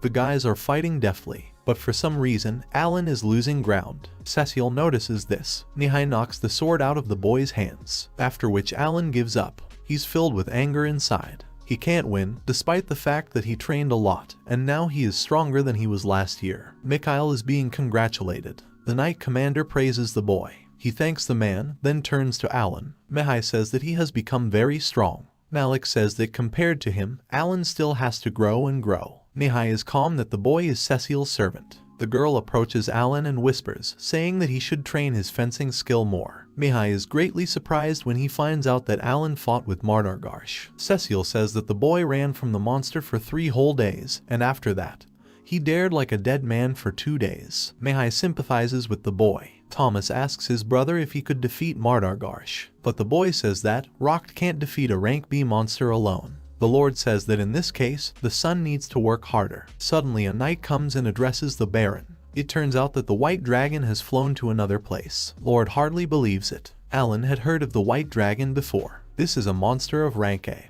who has been living in the mountains for many hundreds of years. If you defeat him, you can get 1,000 coins. Adventurers saw a dragon flying into the lands of Karnal. The Lord had been waiting for this moment for a long time, and now, finally, the dragon decided to fly over. The man says that this should be used as soon as possible. He asks the Knight Commander to explore the area of the Mithril Mines. First, they need to find a new dragon rookery, and only then it will be possible to explore 4 areas with deposits. There are high-level goblins and orcs in the mountain forests. The hike will take several months. The Lord relies on his knights. Thomas is thrilled. He gets the feeling that history itself is in motion. Cecile imagines how happy the townspeople will be. Mihai also thinks that this is wonderful news, but the dragon may come back here next year. Since there is such a possibility, the Baron asks to keep the information secret. A problem looms. Now the knights will be seriously engaged in monster settlements, and this is all experience. Because of this, Alan needs to hurry up. At the beginning of July, the boy improved a lot of skills. The amount of experience of the skill synthesis has reached 1,000, thereby increased to level 5. Summoning skills have also been upgraded to level 5, subjugation to level 4, and a new exchange skill has been acquired. Now that Alan has made sure that the white dragon has flown to the lands of Karnal, it's time to check his characteristics. The summoning skill increased by another level, but it took 2 years. Alan can't wait to find out which D-rank creatures he can summon. But first, the boy decides to use the exchange skill. Alan really hopes that the skill will be as useful as the inventory skill. Having tested the skill, the boy realizes that now he can also see through the eyes of his creatures. Now he has exchanged glances with Hawk and understands how the bird sees him. He can look with his own eyes and Hawk's eyes at the same time. When the bird takes off, the boy experiences a storm of delight. It's a very exciting feeling to feel flying. They also have a common hearing. Alan feels like he's flying a hawk. He can even use the eagle eye skill. Alan sees everything a few kilometers away. Hawk flew out of a radius of 50 meters. After all, outside the boy's zone, he cannot receive orders. It's similar to how a player controls multiple characters at once. The intelligence parameter of the summoned creature should be above 100. And Alan can also establish a connection with several creatures at once. But each creature requires 200 points of its own intelligence. At 12 of Alan's intelligence, 6 creatures will come out at once. Now the boy understands how the summoner's intelligence is used. He used to think that this parameter was just an overkill. Alan decides to try summoning new D-rank creatures. He had collected 10,000 D-rank stones for this moment, all except potatoes. The intelligence turned out to be above 100, so Alan can safely arrange an exchange with them. The boy is sad that he will not call Tama now, but they can talk like a hawk. Suddenly it dawns on Alan that they can understand the orders, and he can use the exchange. This means that the creatures summoned by him can hunt by themselves. The young hunter decides to test this in practice. The first power becomes a spider, even if not with a single blow, but his creatures were able to cope with the spider on their own. Then the summoning creatures with are brought in by a completely autonomous group. The search for enemies will be handled well in Hawk. Holo will work at night and Hawk during the day. The Hatami Splash skill will increase the chance of evading allies. Without Alan, the number of creatures in the group will not recover. Therefore, he advises them to keep a close eye on debuffs. The bears will switch between attack and defense. This way, they will never lose. Now Alan knows that the exchange works even when he is sleeping. The boy has an ideal squad that will earn 30 days of experience for him. Alan advises those not to approach people, and if suddenly they hit, do not hit back. The boy considers this ability just fine. Although he looks into the eyes of the 8 creatures, he does not feel any discomfort at all. It seems that Alan is gradually becoming great and terrible. Now he can use the increasing radius of movement in any way. The boy notices a mountain, behind which a white dragon is hiding. He had a new thought in his head about how he could use the exchange. The action takes place in the village of Siren. At this moment, Drago and Siren arrange another fight. The boy is an axe warrior. He has 1 star. Siren is a sword master with 3 stars. Mash is also not far behind. He is a 1-star spearman.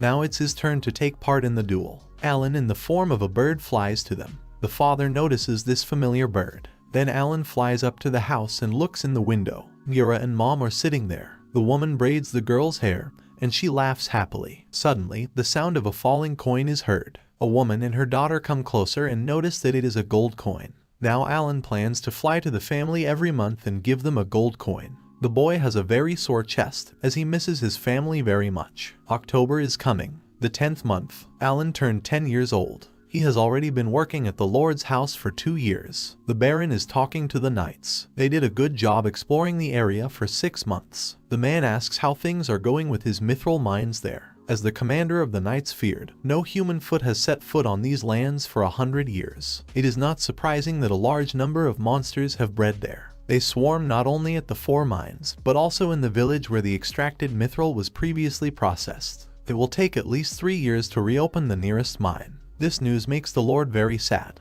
He may be asking the impossible, but he really asks the knights to hurry up. The Baron also asks how things are going in the carnal lands. The commander of the knights answers, because the Viscount's possessions continued to produce mithril, thereby they caused the wrath of the dragon.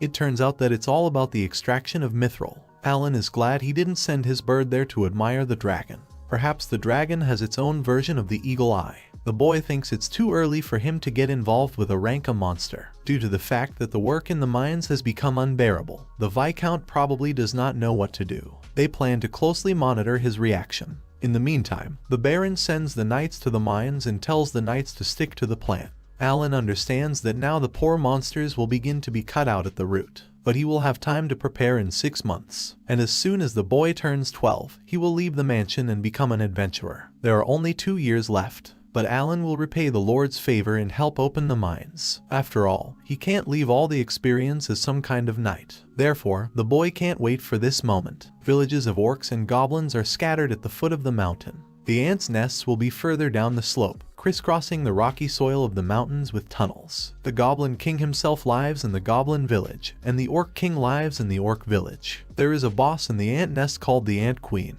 Today, Alan's goal is to clean up the Goblin Village, because knights will appear here in a few days. The creatures surrounded the village with fences and even put guards in front of it. Even goblin children are armed with sticks. Of course, they should not show their weakness in front of adults. Goblins eat people and use the weapons of their unfortunate victims. Alan would let them live and multiply, gradually destroying them for the sake of experience. But now the knights are preventing this plan from being implemented. The boy will have to deal with every monster, not allowing at least one to remain. Alan is pumping his skills. After that, he sends the bear into battle. With the first animals cope perfectly. After that, the goblins raise the alarm. The rest of the soldiers come running and I start to overtake the opponents. The monsters even have archers. Alan understands that it will be bad if they attack them from a distance. The boy asks Hawk to keep a close eye on the enemy, and he commands the spiders to shoot down arrows. Here's one goblin killed. 200 experience points are awarded for it. Then the following.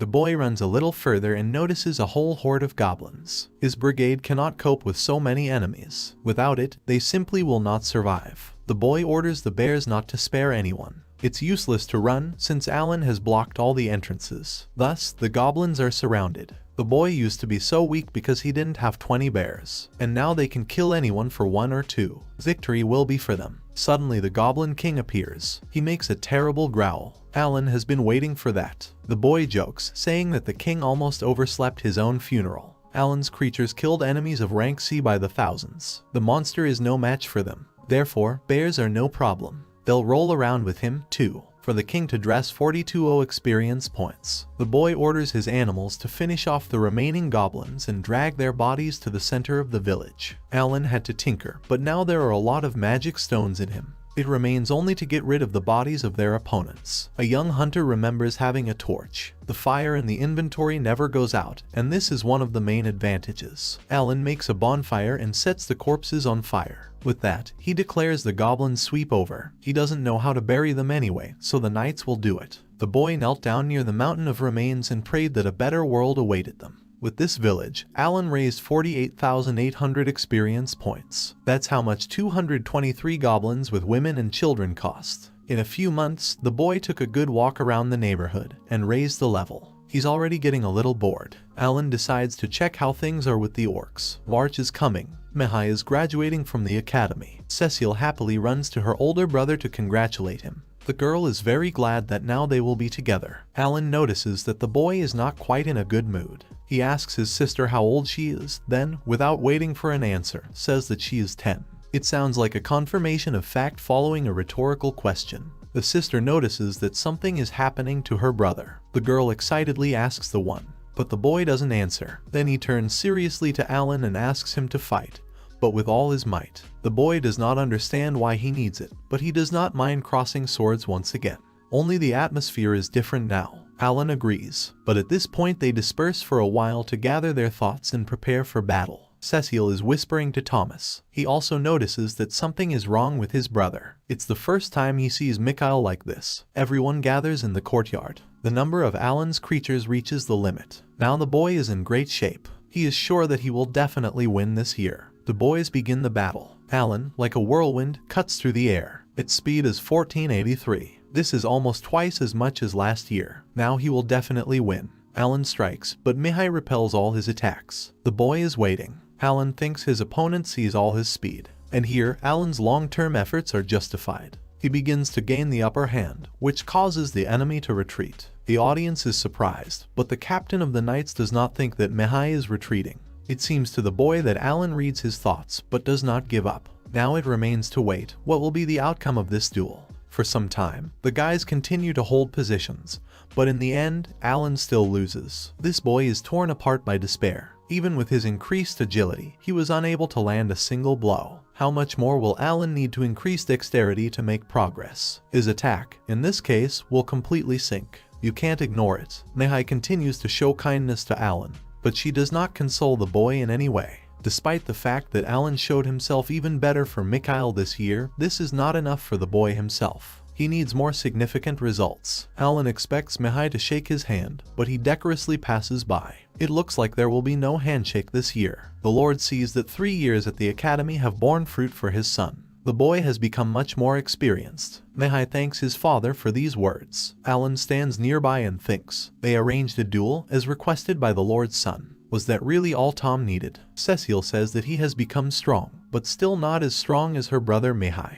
She offers Alan to learn fencing from his brother. Alan, on the other hand, will be glad if this is possible. Thomas is also thinking of learning from his brother. Suddenly, Mihai calls Cecile and Thomas as he wants to tell them something. The guys approach their brother and he informs them that he will serve for the good of the kingdom for the next 3 years. Therefore, he will not be able to be at home. This news leads to an unpleasant surprise of the little guys. Mihai apologizes to the rhythmization for reporting such an unexpected thing. Thomas asks what the service will be, but his brother can't tell him. Cecile asks when Mihai will start this service. The answer completely pierces the girl's heart from tomorrow. In desperation, she shouts to her father, but does not know what to say. After that, Cecile takes her brother's hands and says that she was very happy, thinking that now they will be together again. Mihai tries to calm his sister down, promising that he will write to her as often as he can.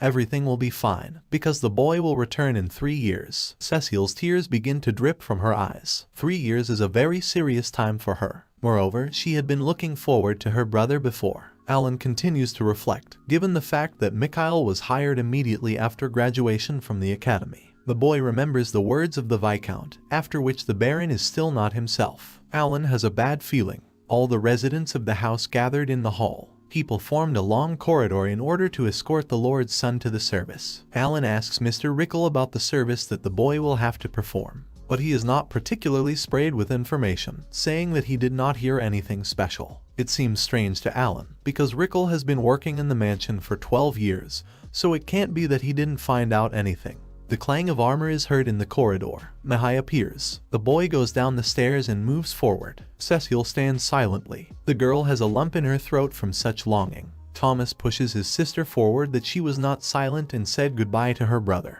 The girl slowly approaches Mikhail. Through tears, she says that she will wait for his return. The boy hugs his sister and pats her on the head. The Lord is proud of his son. The mother gives parting words to the boy to fulfill his duty and return home as soon as possible. The butler sends his master on a good journey. Mihai suddenly approaches Alan and hugs the boy. Trembling, he asks the boy to take care of Cecile and do everything so that his sister is safe. As the son of the Granville family, Mihai goes to fulfill his duty. Cecile continues to wave at him and asks him to come back safe and sound. During these 3 years, Alan plans to leave the mansion. Cecile will have to go to the academy. But until then, the boy must fulfill the promise and protect the girl. 2 months have passed since Mihai left. May has come. Since October, Alan has successfully cleared all goblin villages. He always had time before the knights arrived there. 52 villages and 10,000 goblins were destroyed. The White Dragon Ridge is now completely cleared of them. Alan went from level 30 to level 35. The boy is ready to continue raising the levels further. Now he is in another village. It is impossible to delay, as the knights will get here, so we need to hurry. The village is ruled by a monster in rank. The boy had never dealt with such monsters before. As with the goblin village, Alan will wait for his creatures to take their positions. Then he will drive the opponents into a trap and deal with them all. This time, the boy will also summon armor to defend against enemy shooters and the Orc King.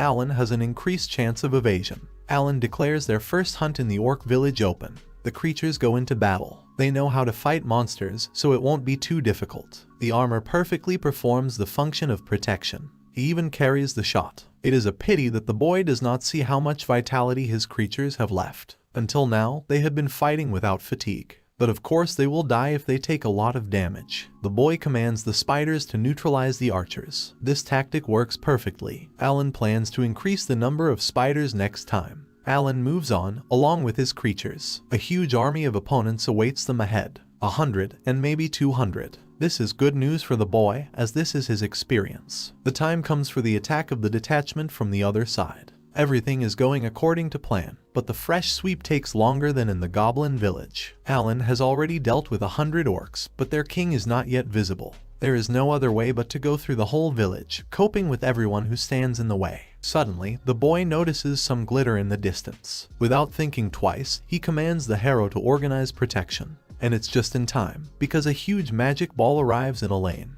The boy is at a loss. He can't figure out if the Orc King is in front of him right now. This is the first time Alan sees enemies of monsters who use magic. It remains to be seen how the young hunter is going to cope with them. Alan can't figure out if the Orc King is aiming at him, or if his target is Brawn. A magic ball hovers over the monster again, preparing to fly straight to the target. The boy gives the order to the armor to make protection. The summoning creature manages to repel the attack. Despite this, Alan feels how hot the magic ball is. Suddenly, 3 more of the same balls are flying towards the boy. Magic spheres demolish everything in their path. The young hunter does not have any armor left in stock. Alan decides not to give up and puts maximum force into his attacks. This helps him defeat the orc. As a reward, Boy K receives 2,000 experience points. The young man believes that the orc man is quite pulling on the rank of C. He can beat him with a throw. The boy uses his iron cores. He launches one right into the monster's forehead. There are still 2 iron balls left. Only Alan wanted to throw out, when suddenly he sees that more magic balls are flying from the shelter of the opponents. Because of this, all their fighting power is sagging. Alan feels like he's in some kind of hell, and there are still 100 orcs left. The boy decides to abandon, in this case, the defense, and puts everything on the attack. He has a very large number of D-rank stones with which he can summon 20,000 bears. Alan can also use 100 magic fruits. A special skill of Potato is that it restores 1,000 mana points. The boy can summon more new bears until all the mana runs out. Here comes the Orc King. He makes deafening and frightening sounds. Orc of the same rank with Mardarsharsh. Compared to bears, the creature looks much bigger. Alan assumes that he is about 4 meters tall. With one blow, the monster deals with several draft bears. Because of this, the boy has to create, strengthen, and summon the creature. Things are bad. Opponents are coping with bears much faster than Alan expected. The Orc King has a large attack radius, which is why the bears simply do not have time to approach. Suddenly, another magic ball flies past Alan and destroys Brawn. The boy uses the potato skill and recovers 1,000 mana points. He thinks about what he should do next, since there is very little time left. When it seems to Alan that the end is coming, the Knight Commander suddenly appears. The man sees that the boy has problems. Then Alan realizes that he has miscalculated. He thought the captain would come tomorrow. The man said he saw smoke, so he decided to check. The knight sees the boy's creatures and asks what it is. The boy throws a fever. He understands that he was caught red-handed.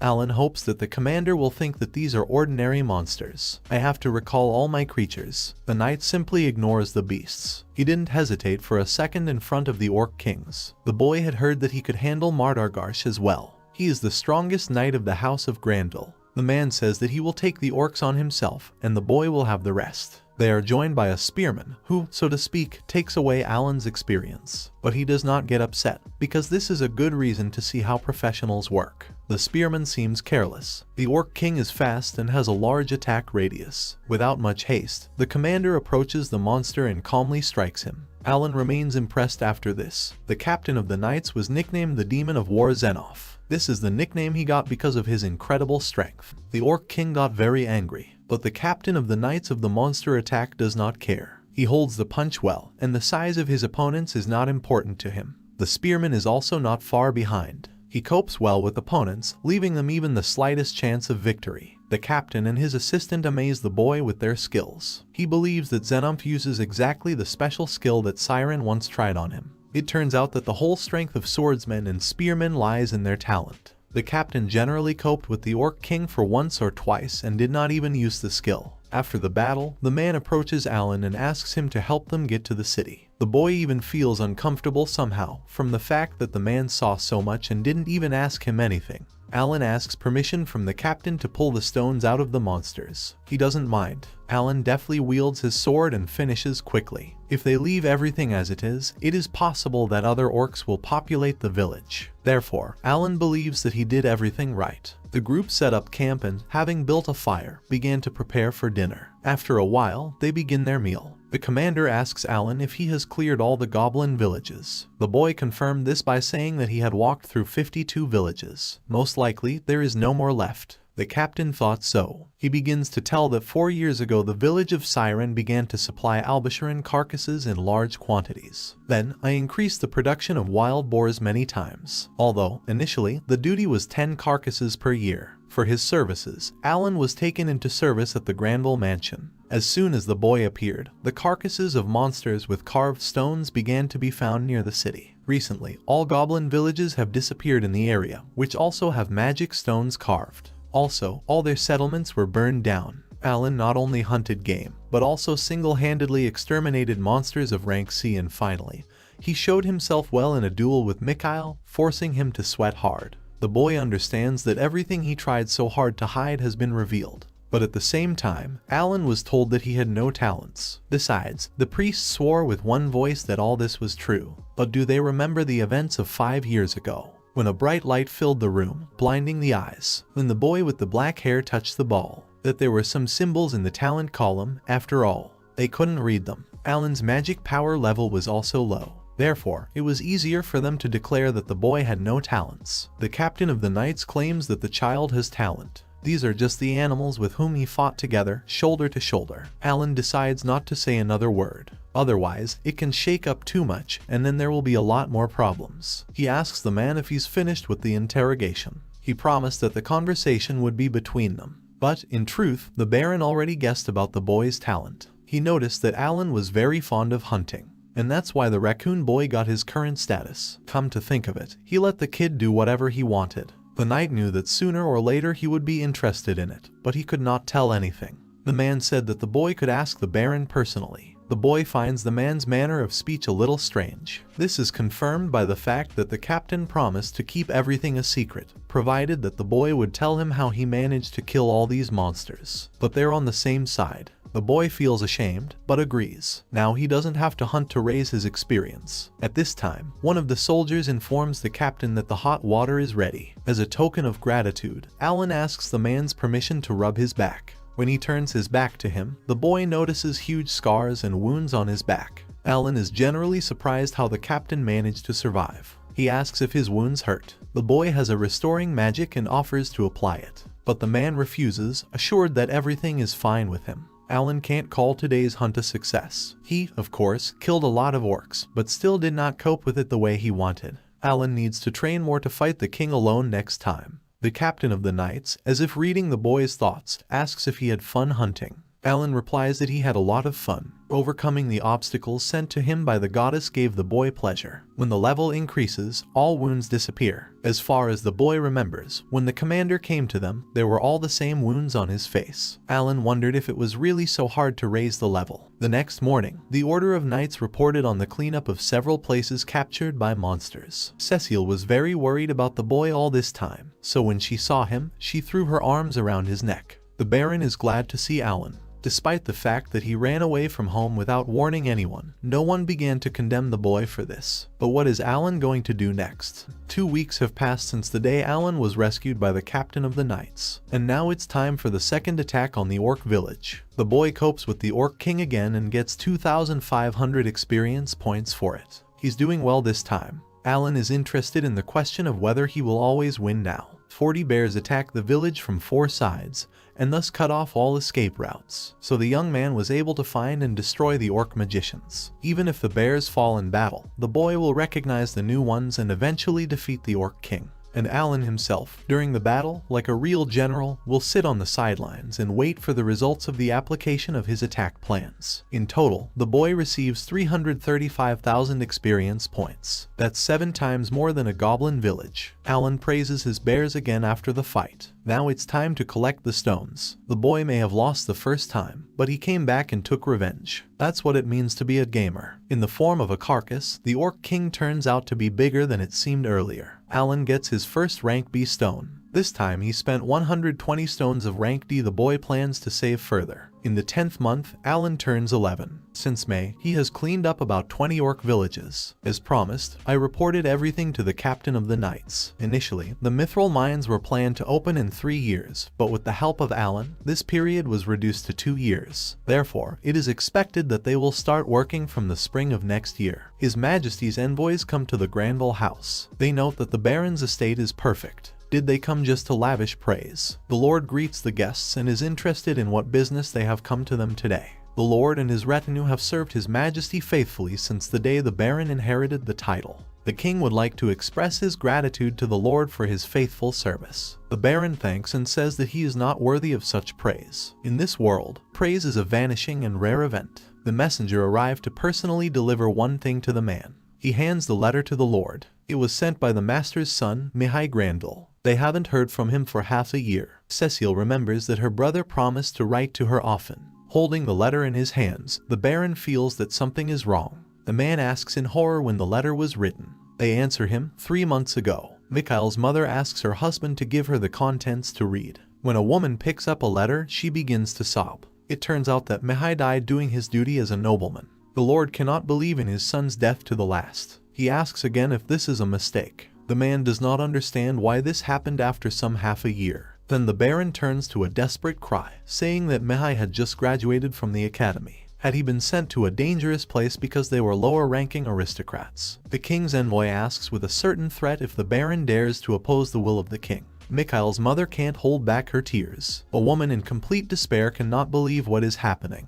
The messenger says that this is the end of their visit, as they still need to convey the news to other lands. The door slammed shut and there was silence. Alan does not believe that Mihai is dead. But when the boy remembers his friend's parting words, it begins to seem to him that he knew that such a thing could happen. Poor Cecile stands rooted to the spot. The girl was completely engulfed by stupor. She asks her father what it all means. Tears are running down her cheeks. Then the Lord asks everyone to leave them alone. The mother asks to stay too, but she is still carefully taken out. Voices and crying of workers can be heard outside the doors of the room. Alan can't forget the faces of the family members after they saw the letter. It looks like some kind of will. Mihai knew that he was going to certain death. The Lord is talking to Cecile. He talks about the noble duty that they have to fulfill. The girl is outraged that because of some debt they have to die. Her father tries to convince her, but she runs away. Alan and the butler knock on the girl's door. They brought her dinner and ask her to taste at least a little. Lord thinks they need to let the girl be alone. He would talk to her tomorrow. After a while, Cecile fell asleep.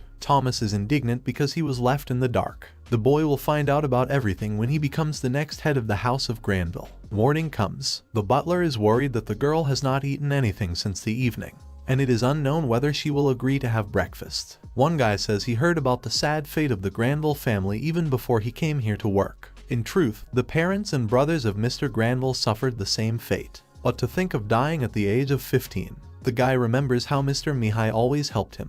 Being born an aristocrat is the worst thing that can happen to a person. Suddenly, panic rises. Cecile was not found in the room. Cecile feels that no one but Alan needs her. Then the girl breaks into a scream, telling the boy to go back to where he came from. Her stomach rumbles. It's all because Cecile hasn't eaten anything since yesterday. Alan turns out his pockets and takes out everything he has, some fruit and potatoes. At first, the girl looks at all this with disgust, but then hunger takes over and she starts eating. After a while, Cecile starts crying again, remembering that Mihai promised to return. The girl asks Alan if her brother was strong. The boy agrees without a doubt because he has never managed to defeat Mikhail. Cecile is hysterical. She says she's going to die for sure. Alan doesn't quite understand what she's talking about. Burying her face in her knees, the girl says that this country, it seems, has not been at war for a long time. She will be able to raise her worthy soldiers. Alan guesses that his purpose here is to decide the fate of people. After a little thought, the boy offers Cecile to leave the city with him.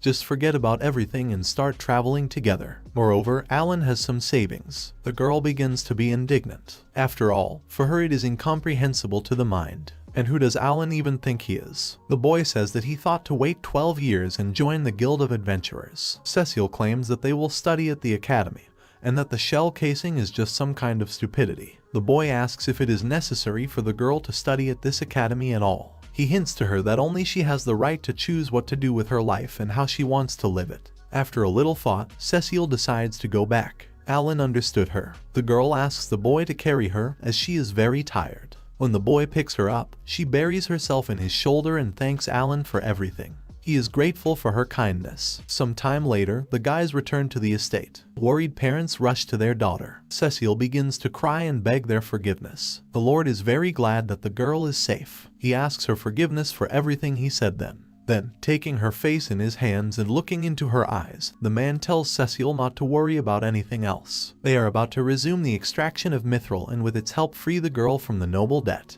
Now Alan understands why Boron was in such a hurry to do this. The boy thinks that if he had worked together with the Order right away, perhaps Mihai would have remained alive. But Cecile claims that grief speaks in the father. The girl assures that she will fulfill her noble duty in the same way as her brother Mihai understood and did not. She refuses to run away or hide. So, 6 months have passed since Mikhail's death. Life in the Granville house is going on as usual again. The Order of Knights completely destroyed the Goblin village. In truth, Alan did it all. People are gradually rebuilding villages near the mithril mines. Production is expected to begin in late summer. The Baron is not worried about anything. Everything is going according to plan. He only thinks what Carnal will do, having lost the income from mithril. March is coming. Alan is climbing a mountain. The boy is sure that Cecile would definitely not have gone here, since it is very difficult to climb this mountain. But the girl asks to hunt monsters. The boy understands that she wants to become stronger, but the Baron will never let her. Although the sorceress's help would not hurt him, Alan gets to his destination. In front of him are monsters that interfere with the extraction of mithril, as well as the source of experience. C-rank monsters, armadillo ants. The nest is home to more than 1,000 individuals. Their queen is the boss. She lays eggs and replenishes the colony with new ants. Now Alan has much less information about the enemy. For 1,000 individuals, it sounds very dangerous. The exact number of monsters is not visible from the sky, but they have only one way out of the nest. It's very huge. Despite the fact that it is not convenient, the ants still have a greater advantage if Alan climbs inside.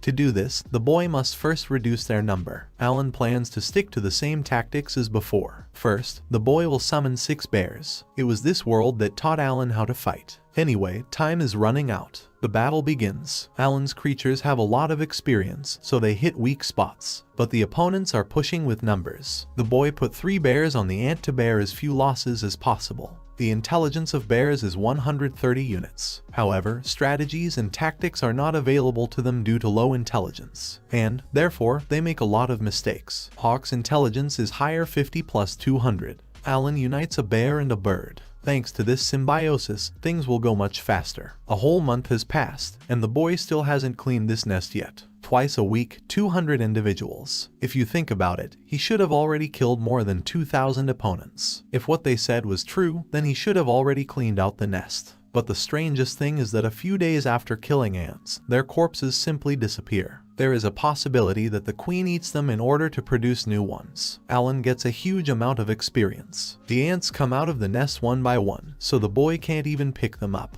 The boy has no choice but to change his tactics. May is coming. Alan gets permission from the Baron and can change his schedule. He decides to fight for 2 days in a row to finally clean up the lair. After 2 months, 5,000 individuals were killed. Alan does not waste time on returning, so he kills 300 individuals each. Finally, there is silence. This means that the boy has cleared the lair. Although the lair is mostly cleared, but the queen ant is still alive. Alan decides to conduct a bird reconnaissance and sends Hawk and the rest of the birds on this mission. There are a lot of rooms and tunnels in the cave. One of the birds dies. Therefore, Alan has to summon another one. It also deactivates bears. But there is a problem, since bears can't see anything at all in the dark. Alan finds a solution. He will control them with the help of Holo's eyes. The animals end up in a room for young animals. 8 passes are explored at a time. The boy decides if any bear gets hurt, he will summon a new one, and he will send a flying biting brigade to that place. Alan calls Holo back to the map. The boy's head is already swollen from their maze of ancient RPG. It's already evening. It's time for him to return to the mansion. But he can't miss such a chance. After doing some calculations, Alan finds the Queen of Ants. There should be no mistakes, therefore, the boy confidently moves forward to her. Alan tries to stay calm. This is a rank B opponent. With his intelligence, he can only use exchange with creatures in rank. The Queen's chambers are located 5 kilometers from the entrance. It is guarded by 10 ants. The boy needs to apply strategy again. Alan relies on Holo and asks the bird to guide him to his destination, as it is very dark in the cave. 2 months have not been in vain. The boy prepared himself properly. When he sees the Queen of Ants, he can't help but notice her huge size. But the head is about the same size as himself. They will act according to the old tactics. The bears are starting to get rid of the henchmen. Some time passes. Alan loses several of his creatures in battle, but they get rid of the minions. Losses continue, but they are still alive. The Queen of Ants simply won't be able to cope with them so quickly. Since she is clumsy, Alan orders the creatures to aim at her stomach. They seem to be winning. A little more time passes and the queen becomes defeated. For her, the boy gets 45,000 experience. He only spent 20 creatures to deal with her. The king of the orcs always took at least 100. It looks like Alan will have to spend the night here, since at such a time he will simply not be allowed into the village. The boy hopes that no one here will be angry with him, because this time the head of the order will not be able to cover him. Therefore, he needs proof of victory. There is a very unpleasant smell in the nest of ants. It took Alan 2 months to clean up one nest. During this time, he killed 5,000 ants. It looks like the female managed to lay 4,000 eggs. Perhaps that's why she was so weak. Monsters also need food and energy to accumulate strength. Did they really expect to just crush and defeat Alan with just one number? After the boy has collected all the magic stones, it's time to move out. Suddenly, Alan's attention is attracted by some kind of gleam. Looking closer, the boy notices another stone. But this stone had never met him. But after examining it in even more detail, Alan suddenly had an idea. The next day comes. The Lord chastises the boy for not returning on time for the 2nd time. The Baron was about to send an order of knights in search of him. Alan apologizes and says that he was cleaning the nest of ants on the ridge of the White Dragon. Yesterday, he was finally able to kill the Queen Ant. The boy says he did it in the name of the prosperity of the Granville lands. Cecile is losing her temper. The girl is angry when she finds out that Alan cheated on her. Now she is even more disappointed in him. The boy remembers that they do not know that he single-handedly destroyed entire villages. In this case, he decides to provide them with proof. Alan shows them the huge shell of the Queen Ant. However, the reaction of the Lord and his people seems a little strange to the boy. He expected them to be at least happy about it. The Lord says he has heard that the queen has a strange shell color. The man asks Zenoff if this is really her shell. The captain of the knights apologizes and says that he cannot give an answer to this question, since he has never seen the Queen of Ants before. The Lord asks if he is not mistaken in Zenoff's previous statement that the queen cannot be destroyed. The man confirms his words. Unfortunately, even the forces of the order will not be enough for this operation. Alan comes to a huge surprise. Cecile believes that the boy cheated and painted the shell. The boy tries to justify himself. Zenoff says there are more than 1,000 warrior ants living in the nest. Even if they can defeat them all, they will get lost in the gloomy tunnels. This task will require a lot of sacrifices. Even adventurers don't take up this case. The Knight Commander has never heard of anyone who has managed to clean up such a nest. Their goal was only to destroy the villages of orcs and goblins. Cecil Nat asks him if the boy really wants to say that he has dealt with all the ants and walked through the maze. But that's really how it was. After all, the boy cleaned the nest with the help of his summoned creatures. Alan is going to show another proof. He takes out the stones and says that he found them in the head of the queen ant. Rather in his, this is the same mithril ore. Everyone is shocked. They understand that you can't find such a thing just like that. The boy smiles contentedly and asks if they will believe him after this. Xenoff says it's hard to believe, but it looks like Alan can really handle them. The Baron tells the boy that they will discuss this point elsewhere, and a little later. Now Cecile looks at her fellow servant and feels proud of him. Now the girl believes that the boy can cope with a monster of rank B. A little later, Alan comes to the Baron's chambers. The man asks him to show him where the ant nest is located. The kid points to the right place on the map. Xenoff says that they have found the 5th mine, so he will immediately send the knights there. Alan requests permission to provide a complete map from the nest. Now no one has the slightest doubt about the boy's words. The Baron says that he will not punish Alan, as he did a great job. Besides, he was able to find the ore. Therefore, the Lord declares the boy the discoverer of a new mine. This gives him the right to receive 30% of the ore mined in this mine. Half of the income from the extracted mithril belongs to His Majesty. The profit received after deducting all expenses and taxes is called the right to mine ore. In other words, 70% goes to the owner of the land, and 30% will remain for Alan. But no one can say exactly how much they will receive and how much. Therefore, we will have to be patient. The boy feels that all this smacks of a very profitable business. Therefore, it is safe to say that the boy has made a huge step towards success. October is coming. Alan turned 12 years old. In the lands of Granville, mithril began to be mined, which has not been for 100 years. Also, from next year, work will begin to boil in the caves found by Alan. The boy dealt with all the ants without any problems, and now he does not feel any danger and does not have problems with money. However, for some reason it seems to Alan that something is wrong. He wanted difficulties, not some simple obstacles. It's time for a new test to appear. The boy is informed that the royal envoy has arrived to them again. It looks like he has some business with the Baron again. Viscount Cardinal appears, whom they have not seen for so long. People gather at the table. The Lord is interested in what the guests have come for today. They say that the extraction of mithril, led by the Granville family, is progressing very well. The king's envoys congratulate the Baron. The White Dragon has been ravaging the lands of the Granvilles and Carnal for a long time. His Majesty wishes to solve this problem. The Lord is given a document in which it is proposed to share power on the White Dragon Ridge. The rulers should divide the power among themselves and put an end to the sad history of these lands. Therefore, the king's envoy asked the vice-chancellor to prepare a contract. Viscount Cardinal has already signed his name. Now the Lord has only to sign this agreement. A nasty smile appears on the Viscount's face. There is no doubt that it was he who planned all this. The Baron humbly apologizes to pass that he needs to go to the capital. The messenger is indignant, believing that the man doubts his words. He says that the Lord was too proud when he resumed the extraction of mithril. Not going to listen to anything else, the messenger and Carnal leave the room. The Baron believes that His Majesty could not decide and accept something so absurd. The man asks the butler if the Order of Knights has already gone to the White Dragon Ridge. He was told that the group would return in 2 days. The Lord decides to wait for their return, after which he will immediately go to the capital to the king. Young Thomas will be reported to the House of Lords. Cecile approaches her father. The girl is very worried. The Lord tells her not to worry. The father assures that he will not allow anyone to take away their possessions. Alan understands that it will not be so easy to quit this place now. If they shared the Dragon Ridge, then both domains would cease to suffer from the attack of the White Dragon. No one knows when he will arrive again.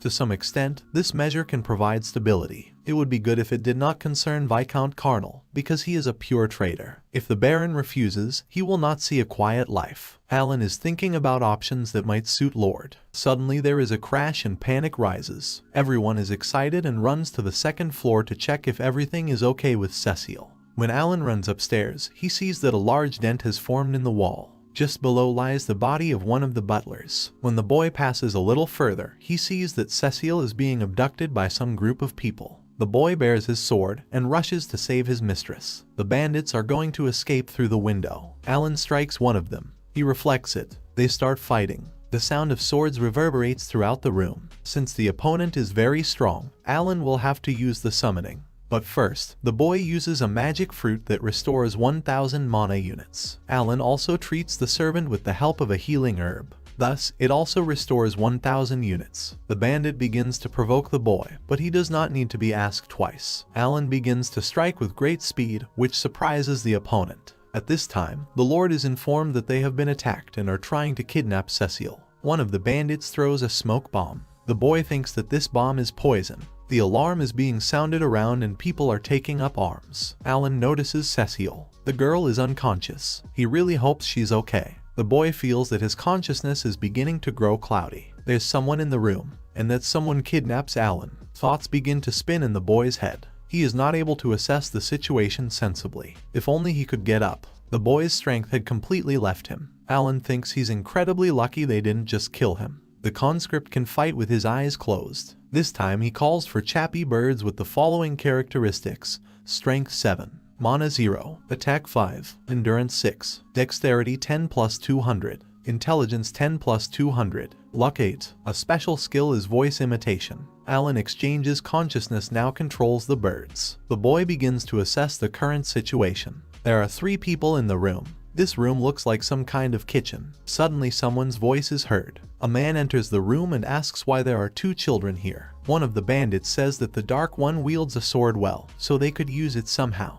But the man comes up to his friend and, without further ado, stabs him in the stomach. As it turns out, a man does not tolerate self-will. If his orders are violated, they can say goodbye to their lives. The commander leaves the room and says if there are any problems from the boy, it's worth getting rid of him. Alan realizes that the big guy is even worse than those 3. When the man comes out, the men begin to discuss what is happening. As it turns out, the boss always wants to kill someone. Most likely this is due to the fact that he was a soldier. Even though he had only been in the war for a year, these events greatly affected the man. A group of bandits also claims that without their boss, they will not be able to defeat Zenoff, the captain of the knights. Zenoff has been a captain for 10 years. Of course, it will not be easy to cope with him, but most likely, the leader of the bandits can do it. There are rumors that Zenoff destroyed entire armies. Some believe it, and some think it's complete nonsense. One of the bandits believes that only fools go to war. Therefore, Daglak did the right thing when he escaped from there. Alan doesn't quite understand what they're talking about, but it looks like there's a war going on somewhere. After this conversation, useless chatter begins. But the boy is sure that there are more than 4 enemies. Someone has to lead them. It was he who gave the order to kidnap Cecile. Since Alan has nowhere to wait for help, he needs to do something himself. Suddenly, the boy remembers that he dropped his mithril sword. The only weapons left are Drago's dagger and 3 iron balls. But this is not at all enough to provide yourself with full protection. One of the men decides to get out. Alan does not miss this moment and flies out of the room in the form of a bird. To begin with, he decides to scout out where the exit is. The man notices this bird. He asks his friends where this bird came from, to which they answer that, most likely, it is a parrot of some rich man. Alan assumes they are on a ship. Are they really at sea? But the boy had not heard of any sea near Granville. It's very dark outside the window. Judging by the fact that the whole sky is covered with stars, it is not difficult to guess that night has come. The ship begins to rock on the waves. From the loudspeaker comes, "Thank you for choosing Bahan's company. We entered the airflow zone. This will not affect the route of their magic vessel. However, shaking is possible." Then Alan realizes where they really are. Now they won't even be able to escape from here, since they are in the air. They fly above the clouds. Of course, if there is an approach to the ground, you can try to escape. While Alan is scouting the situation, he meets people. There is even a restaurant on board. There are a lot of guests here, but will they be able to save them? Suddenly, Alan hears a disgusting and painfully familiar laugh. To lie down a little closer, he recognizes Viscount Carnal. Alan did not expect to meet a Viscount here at all. He, as if nothing had happened, is having a nice conversation with the king's envoy. Then knock out and discuss business. It's about the abduction of Cecile. The king is also present among them. He had problems because he announced an academic faction for the post of Prime Minister. The Prime Minister should be their go-to-justice minister. Next to the men in a wooden box lies the academic coalition. Speaking about the Deputy Minister of Justice, he wrote a contract for joint management. At the same time, they need to distribute the money according to the decree of the Prime Minister. However, it is still unknown whether the tiger has moved. The Viscount thanks the king's envoy for the hard work he has done. Now, thanks to this, the lower aristocrats are already savvy. For Carnal, seeing the Baron's disappointed face was a real happiness. The messenger is sure that everything will be fine.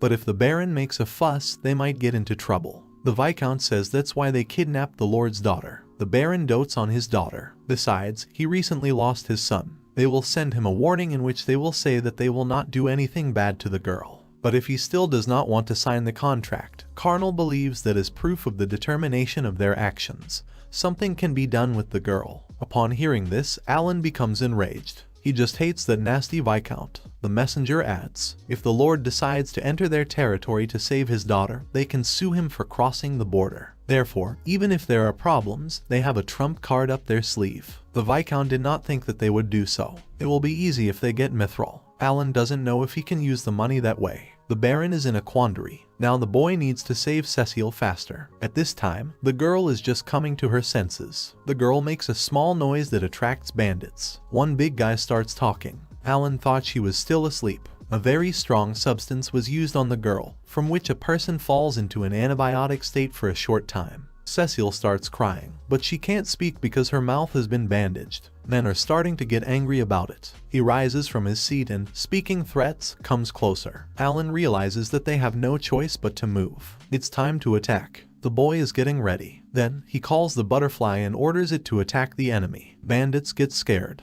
They had never seen a summoned creature before. Therefore, this butterfly is perceived by them as a demon monster. But Alan understands, he lost when it's worth it, that the butterfly's ability to stun and put to sleep does not work on people. While the bandits are distracted, the boy manages to free himself. Thus, he is ready to resist the enemies. The men try to intimidate the boy, saying that they have the weapons of that one, and that Alan has no chance of winning.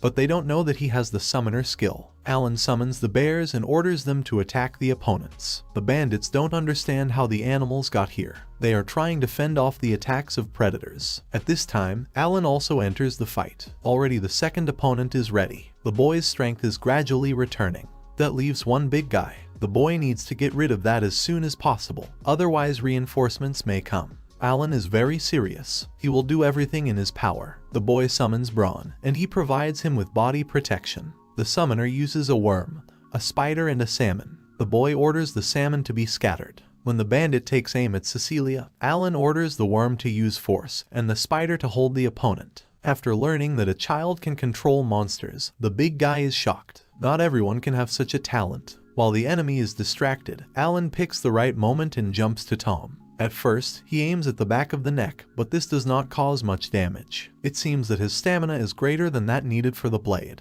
The boy jumps up and decides to put all his strength into the punch. Thus, he defeats the opponent. The loudspeaker reports that the ship will arrive in Carnel very soon. Passengers are asked to be careful during the descent. Alan runs up to Cecilia and removes her handcuffs. Suddenly, someone appears in the doorway. It turns out to be the killer Douglas. He starts laughing at the boys. Alan tenses up and is already preparing to call Braun. But he does not have time to do it, as Douglas strikes, from which the boy flies off and hits the wall. The opponent is very fast. The boy only had time to look back, and he had already struck him. At some point, the opponent disappears in 1 second and then appears in another place. Alan understands that this needs to end. He shouts to the girl to save herself, and he uses the Herb of Life, thanks to which he restores his physical health by 1,000 units. Douglas immediately noticed that the boy had used the grass. Suddenly, Cornel began to call the guy, demanding that he stop Cecile as soon as possible. But it turns out that it was Alan who used Chappie's skill voice imitation. Chappie is able to imitate the voice of any object that he knows the name of, and which he has previously heard. Up to the guys, this is a chance for salvation.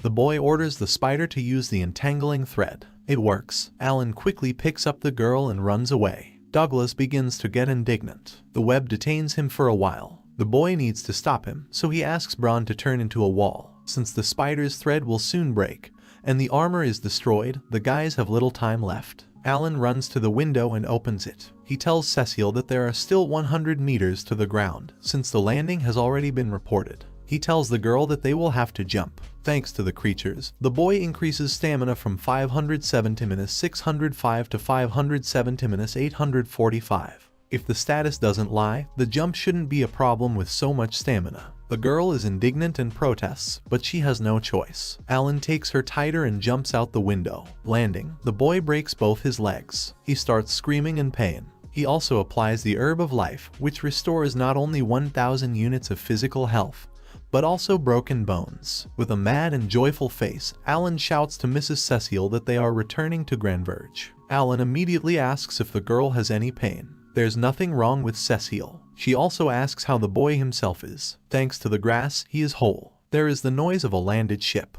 The girl remembers those animals that Alan called. As soon as she is about to ask for details, the boy immediately tries to translate the topic, saying that, most likely, they were sent after them, so they need to hurry up. Here the ship reaches the Earth. The guys immediately start running away as fast as they can.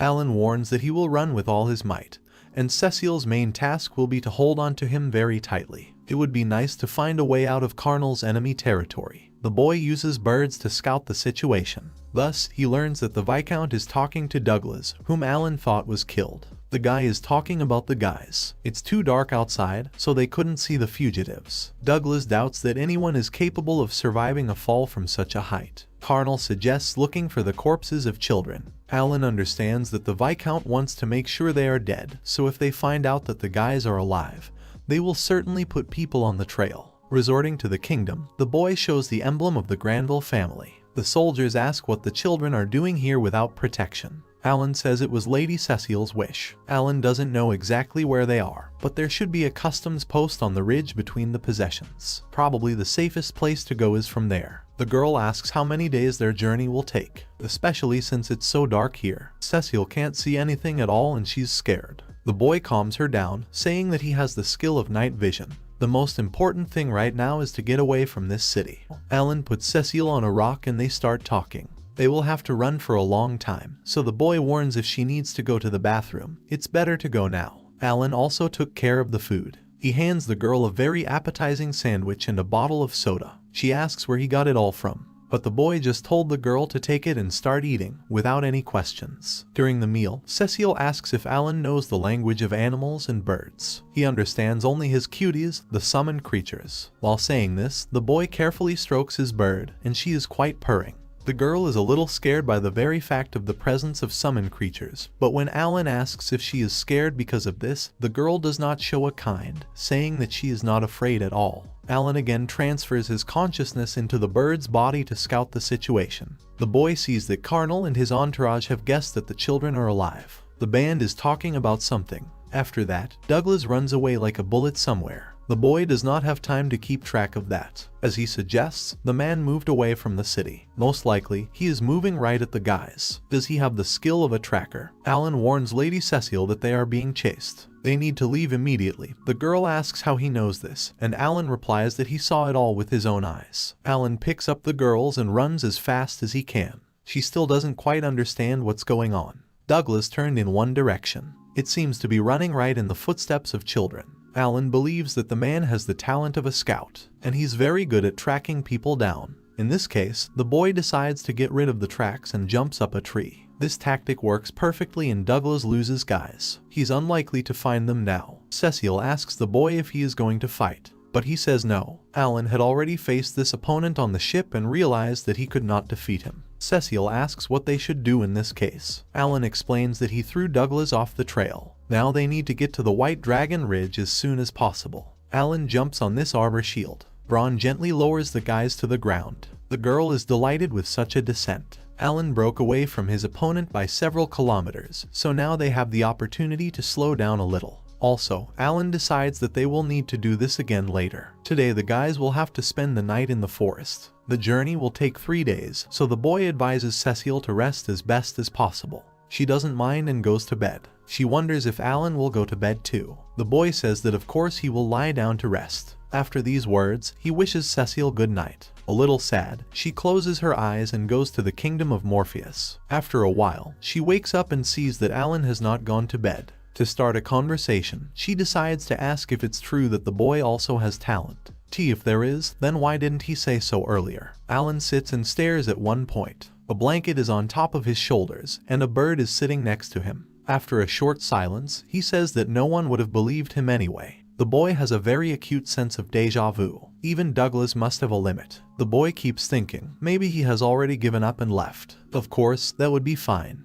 But Alan understands that such a development is hardly possible. Suddenly, the boy runs up to Cecile at full speed and starts waking her up. It's time for them to move out. Alan had the feeling that the enemy decided to look for footprints in the trees. Therefore, he decided to adjust and hit the road further. The man realized that Alan had figured out his skill and decided to change tactics. Douglas turns on his tracking skill and continues to search for the guys at a very high speed. Alan again moves his consciousness into the bird and flies to the enemy. He realizes that Douglas will run in circles until he finds the tracks. Suddenly there is a creak. Douglas immediately catches the sound and starts moving in his direction. The morning of the second day after the escape comes. Cecile and Alan reach the White Dragon Ridge. There is a customs point there. As soon as the knights see the guys, they immediately know that it is Lady Cecile and Alan. The band is very happy that the guys are all right. The boy is already running with the last of his strength to the post. His whole body shivers. Muscles are clogged. Sweat runs down my face. Cecile was also very exhausted, despite the fact that the main job was done by a boy. They are back, and although you can't tell it from their faces, they are glad in their hearts. Running up to the gate, the guys are offered to change horses, but Alan refuses and says that he will run further, since this way it will be faster. Cecile asks what's going on. The boy replies that his birds have lost sight of Douglas. He used the skill again, as he had on the ship. Even with Hawk's eagle eye, the boy could not keep track of the enemy. Had he noticed his birds? The guys decide not to stay with the guards, so as not to endanger them. Douglas is one of those who will not be afraid to get his hands dirty with human blood. The girl asks why then Alan doesn't leave her and save himself, but he says that everything is fine. If he ran fast, Douglas wouldn't be able to catch them. Besides, he promised Mikhail to keep an eye on the little lady. That's why they will come back together. After these words, tears appear in Cecile's eyes. Any mention of a brother is like a blade to the heart. She thanks the boy. Of course, Alan portrayed himself as a daredevil, but it's better to be safe. He sends the birds after Douglas. The morning of the third day after the escape comes. If they don't lose speed, they'll be back by tomorrow morning.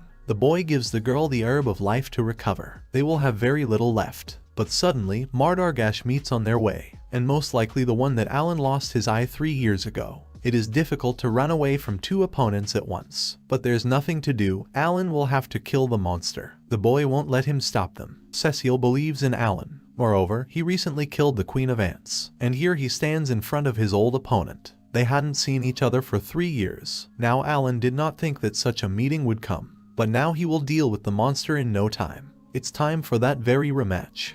Cecile is hiding behind a tree, and Alan is standing in front of a huge Mardargash. The girl is very worried about her boyfriend, but she remembers what Alan told her to always be silent and not let the monster discover her. The boy must deal with this monster before Douglas catches up with them. Alan's strategy is simple. He will take full advantage of his large army. The battle begins. As usual, the bears are on the attack. A boy can't sacrifice his entire army. He summons the armor at the moment when the monster attacks the animals. With the help of armor, the boy creates a siege of Mardargash. Alan really hopes that this will be enough, and it works. The boy orders the bears to seize the moment. They jump on the monster and start biting it. Now Mardargash fears this attack. Cecile is watching all this. Now she understands how the battle of magical creatures takes place and how Alan acts in it. The boy is strong enough to defeat the Orc King. Mardargash is just the highest monster in the rank, so Alan will deal with him very quickly. Braun activates the shield when the monster strikes again, but something goes wrong and the monster grabs Alan. It's really bad. Cecile can't stand it and shouts at the boy, but he assures her that everything is under control and that the girl should stay in place. And in his head, the boy tells the monster if he wants to enjoy, then let him kill him slowly. Alan applies the herb of life and restores 1,000 units. Then again, the monster scratches the boy, from which he begins to bleed. It's dripping right off his feet. Then Mardargash takes him by the torso, throws him up and crunches him. Cecile is horrified by what is happening. She can't believe this is happening. But the boy will stay alive. He takes the blade and pierces the monster's second eye. Finally, he can take away his other eye. In an attempt to somehow defend himself, Mardargash begins to close and open his jaws, trying to bite the boy. But it doesn't work on that one. As soon as the monster grabbed him, he changed the cards. It turns out that the monster played already when he decided not to kill Alan right away. And now it's time to go to hell. The boy does not know what the status of the monster is, but he beat the Bronov and could not defeat them, which means that the ego strength is less than 2000. Alan is using the herb of life again.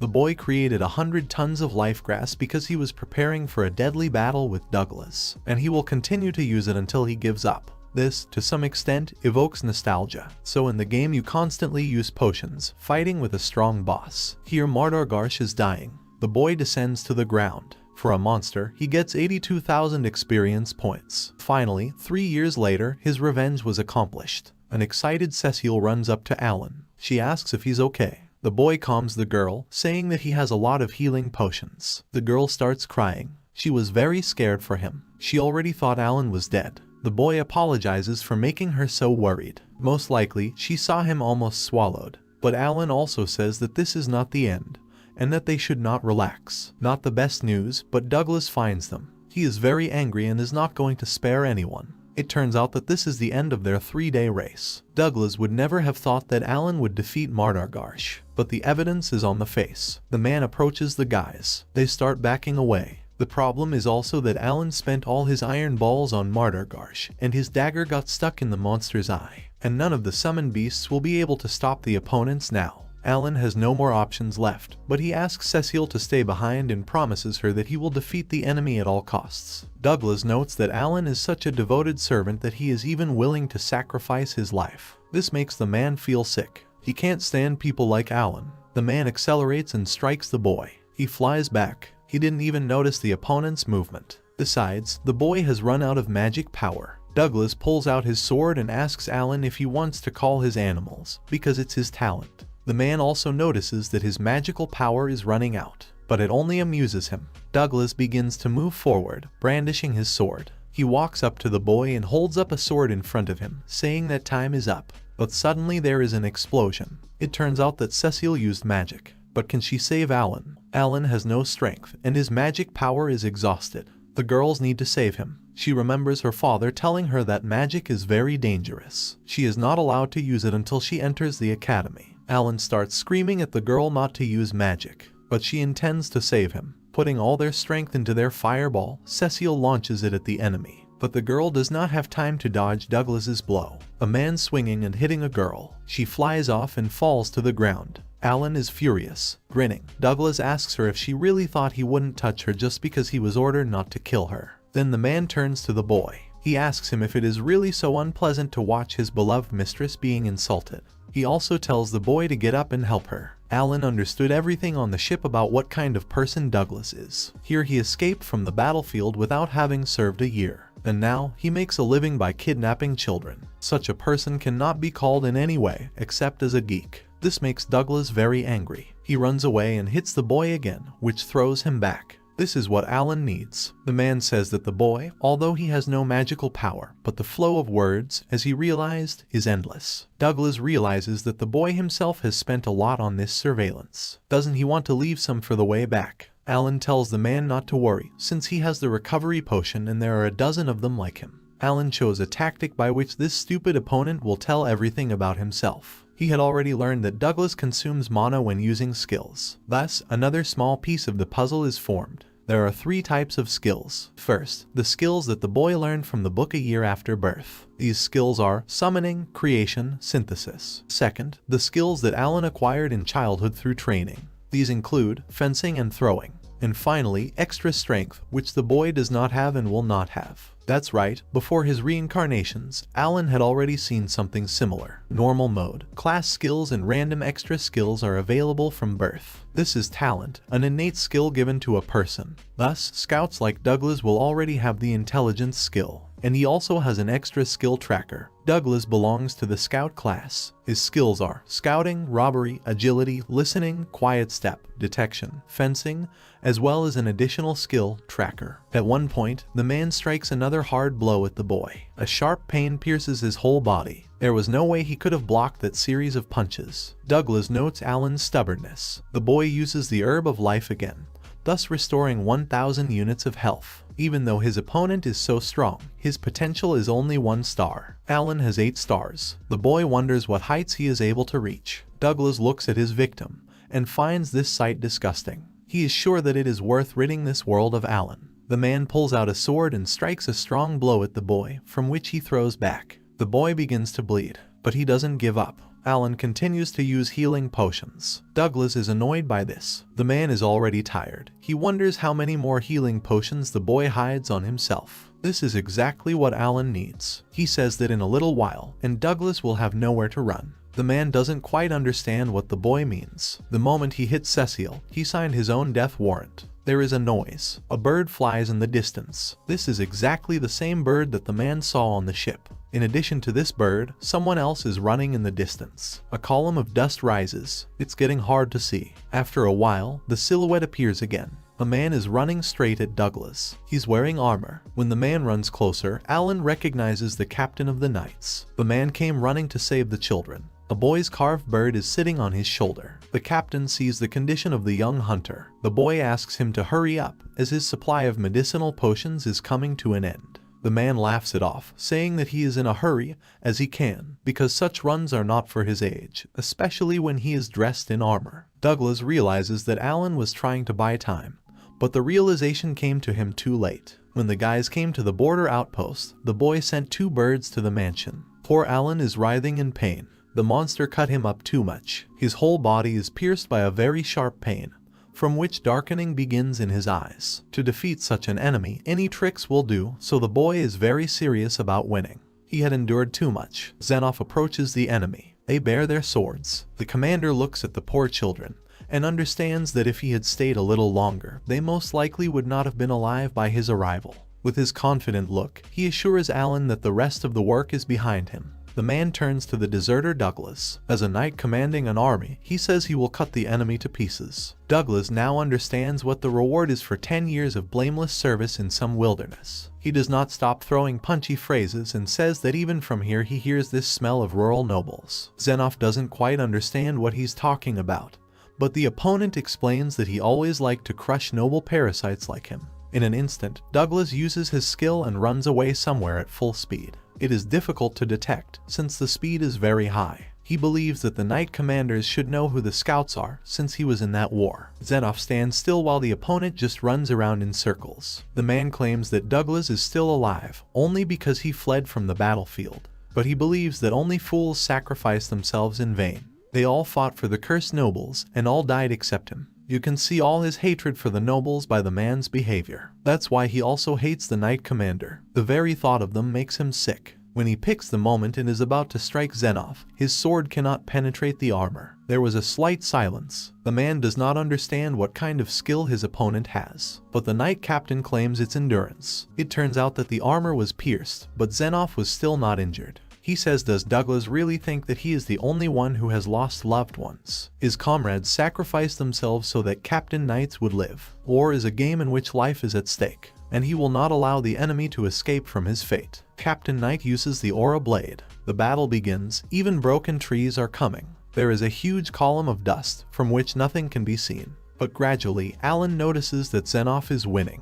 Thus, the main opponent for today is defeated. The guys are happy and thank Captain Knights for his help, after which they all return to the palace. The excited lord and his wife run out to meet them. They are horrified when they see the boy's wounds. The baron asks where all these wounds come from. The boy lowers Cecile, approaches the lord, tells everything that happened. This was the end of the 4-day game of cat and mouse between the guys and the scout Douglas. Alan managed to get a magic stone and rank, as well as a rapier. All this belonged to their opponents, Mardargarsh and Douglas, and the boy is immensely grateful to the commander of the knights. It was finally time for Alan to take a shower. It's so good to be in a real bath for the first time since reincarnation itself. Alan feels like some kind of aristocrat, and still can't get used to it. A little later, the boy begins to think about everything that happened to him recently. He remembers the kidnappings, and realizes that he just miraculously survived. Despite this, he had a lot to learn. We need to analyze it carefully so that we can foresee everything by the next time.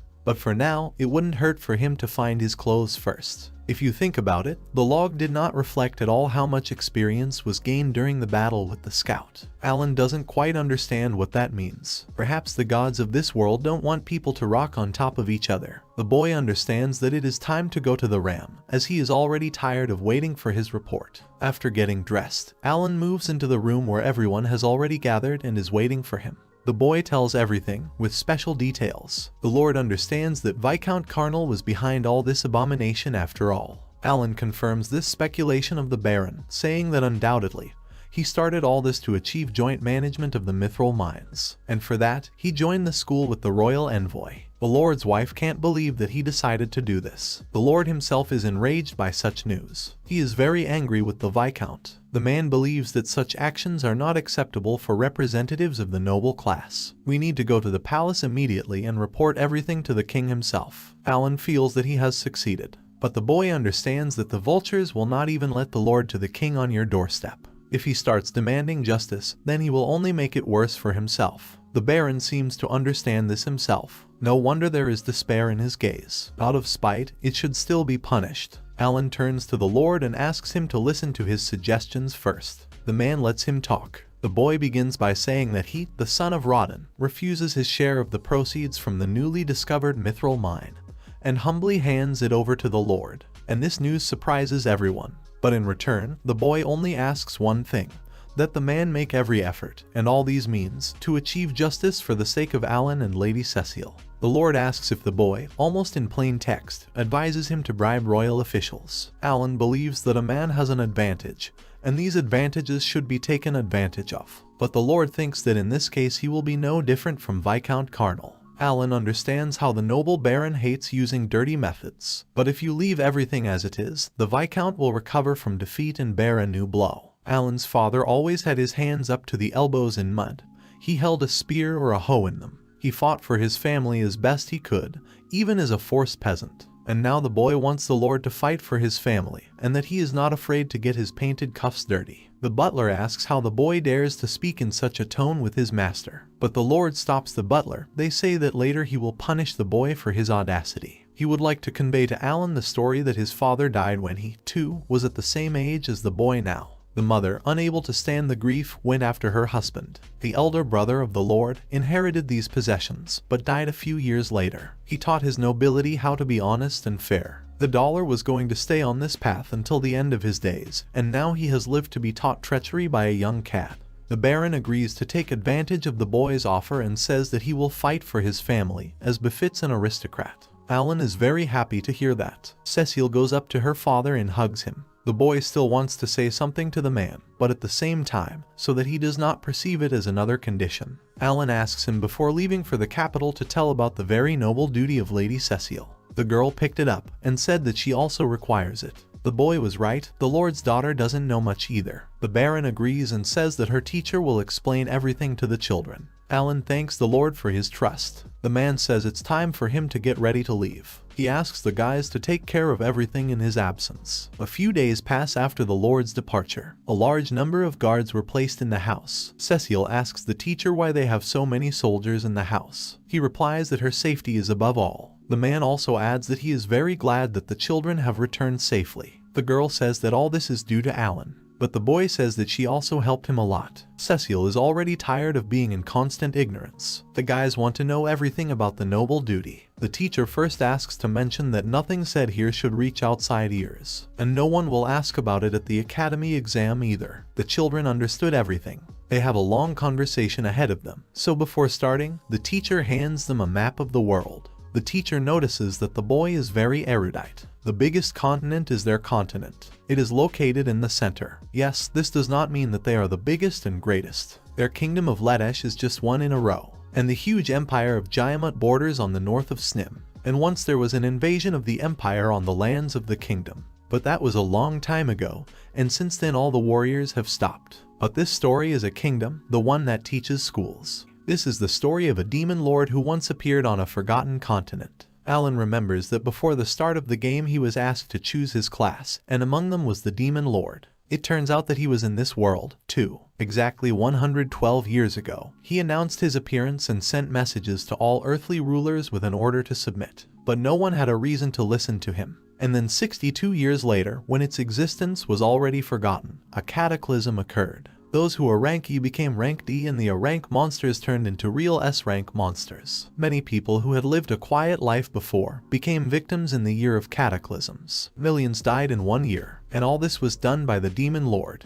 However, the teacher will not claim this, since this is just a theory that most adhere to. This was also the beginning of the era of fear of the Demon Lord. The cataclysm marked the beginning of an era of despair. That year, numerous hordes crossed the seas. They attacked the central continent. The rest fell and were wiped off the face of the earth. No one survived. The incarnation of evil does not need people served. It is enough for him to command monsters. To Alan, this story seems terrifying. The teacher continues the story. The Lord did not limit himself to the central continents.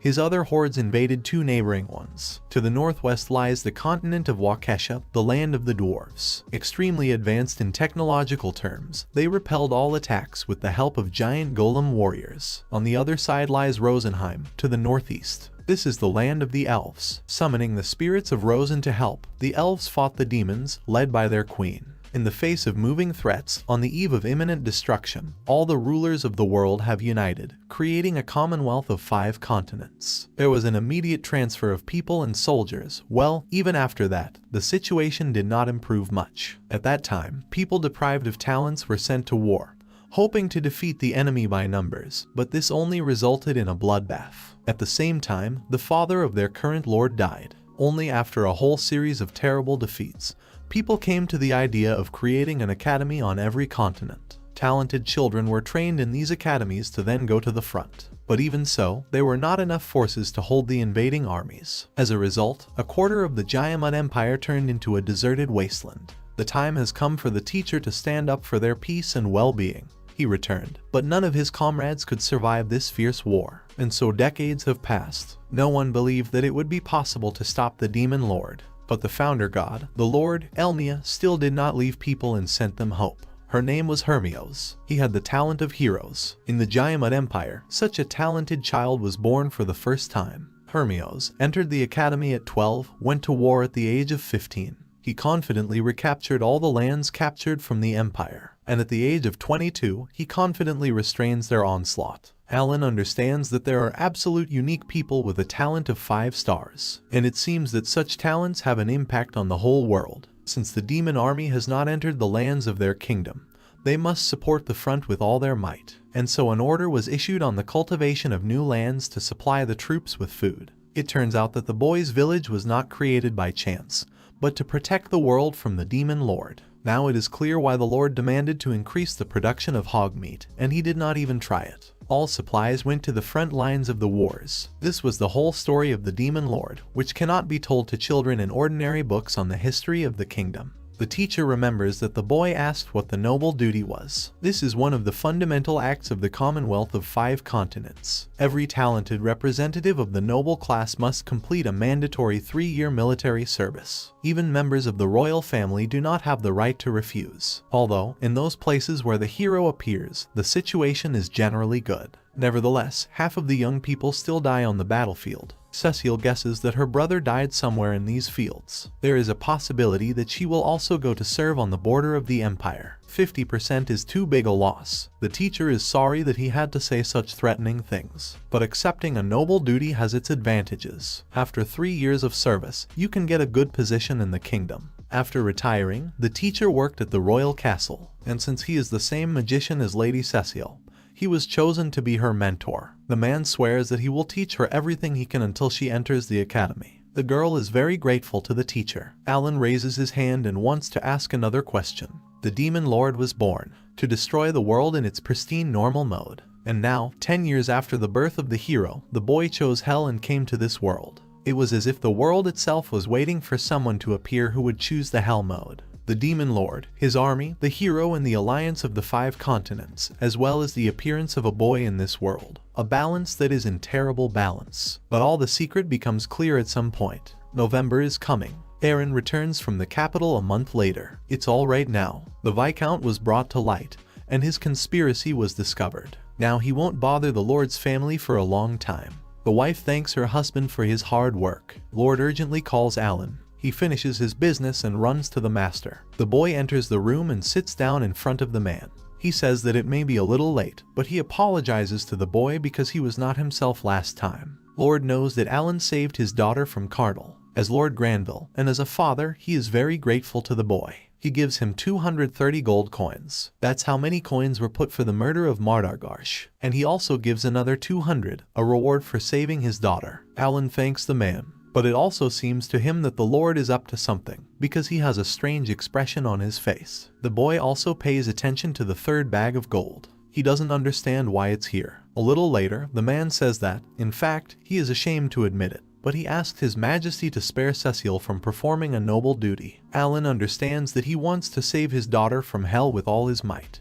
Maybe from the point of view of the Lord it would be right, but the girl's talent is a magician, and nothing can be done about it. Even the king can't change anything. Cecile is a special talent. It will be a powerful force on the battlefield. The man begins to tremble. He says he has one request for the boy. Although he wanted to hide all the time that he had talent, in 4 years Lord was able to make sure that Alan was a trustworthy person. The man holds out another bag and says that there are 200 gold coins here. The Lord wants the boy to go with his daughter to the academy, follow Zhenya everywhere, and protect him on the battlefield. In total, there are as many as 600 gold coins, around some for an aristocrat who can't buy her own meat. First he made him his hunter, and now he wants to transfer him to bodyguards. After a little thought, Alan replies that his talent is a summoner. The church considered him without talent, so he hid it. He gratefully accepts the troll accompanying Lady Cecile. This pleases the Lord very much, but the boy asks to change his reward for this task. He returns 400 gold to the man, and he will cancel all duties and taxes of his family. He also asks to include Siren's family here. The Lord agrees to fulfill this request. The boy thanks him. Now he can go to the academy and to the war, and not worry about anything. But also, he no longer wants to remain a servant of the Lord, and Cecile is going to the academy as a servant. He wants to be a simple free commoner, and only in this status will he accompany her. And also Elena is given a blade. This is proof that he is a welcome guest of Viscount Granville, and the boy doesn't quite understand what's going on. It turns out that thanks to his advice, the Granville family received the hereditary title of Viscount. In fact, he just bought the title. Okay, I had to transfer all rights to the extraction of mithril from the new mine to the crown, the only way to achieve justice. Alan thinks that, it seems, with just a light hand, the newly born Viscount has succeeded well in the art of weaving intrigues. The boy congratulates the man and asks what he understands by the word guest. The Viscount knew that the boy dreamed of becoming an adventurer as soon as he turned 12, but he was sorry to part with him so easily. The word guest means at least that the family of the Viscounts Granville will always support him. The dagger is proof of that. Alan has served them faithfully for 4 years, and now the man asks permission on his behalf and on behalf of his family to welcome the boy as their guest. Alan is very happy about this news. He thanks the Viscount. January is coming. The action takes place in the village of Siren, and the boy in the image of Titson flies back to his family. They are glad to see the bird at home again, but they still have no idea who is actually coming to them. They think it's an ordinary parrot, but there are no such in their village. Well, suddenly this bird turns into Alan. The boy surprises his family members with this very much. His family is incredibly happy to see the boy after so many years. Parents hug their son and tell him how much he has grown. After all, 4 years have passed. The boy looks at his brother and sister and notes that they have also grown up. Mira hides behind Mesha. She was a year old when her brother left. Most likely, she just doesn't remember him. Alan decides to play a joke, saying that no monster has hit him in the heart since his younger sister. The mother says that the boy should not stand in the cold and go to the fire. His father offers him a pottage to eat. The family sits around the pot and begins the meal. At first it seems to Alan that their house has become smaller. The father laughs and says that he just grew up. The boy learns that the family eats meat once a month. Well, they've been through this before. Alan's brother says he read his letter himself. His mother thanks him for sending them money every month. Well, the woman also asks if there is a little gold coin for them. Alan also says that he decided to quit serving the family and is going to enter the academy. This news shocks parents. The boy also says that the family is exempt from taxes. The father asks how he was able to achieve such success in 4 years. The boy says since he won't be able to send money every month, he decided to give you a bag of gold coins. Alan explains that there are 100 gold coins here, which they can dispose of as they want. Parents ask with one voice where their son got so much money. Mother worries. Maybe it's better he will take this money for himself, since they can be useful to him at the academy. But the boy assures that everything is fine. He sold the ants to the shell, but he still has 600 pieces left. The younger brother asks what kind of ants they are. Alan talks about armadillo ants. This is a C-rank monster whose nest was located at the foot of White Dragon Mountain. But there were others, whole villages of goblins and orcs. Parents listen to all this and can't believe that their son is so strong. They still have a nice conversation for a while, but then it's time to say goodbye. Alan says if he needs to contact Take It Off, he will send Chappie again. The younger brother says that when he is also 12, he will go to the academy, but Alan advises him to grow up first. Mira also reaches out to her brother and says that she will also go to the academy. Masha says that she can't because she doesn't have talent. The girl hands Alan a letter, which she herself wrote especially for him. He is very sorry that he did not come home earlier. His sister hugs him, which causes tears to appear in the boy's eyes. Parents ask their son to be careful and not to overwork. March is coming. Alan sweeps the yard of the estate. Cecile approaches him. The girl is not particularly happy about the new guest status. She says that the boy left her, didn't even consult her, but still holds onto the broom. He says it's until he goes to the academy. He doesn't understand why she's so angry. Then the girl starts talking. She asks if he is really going to the academy. After all, he could have returned to his village since he was free. Alan says he wants to go to the academy himself. The girl indignantly says that after that he will go to the battlefield.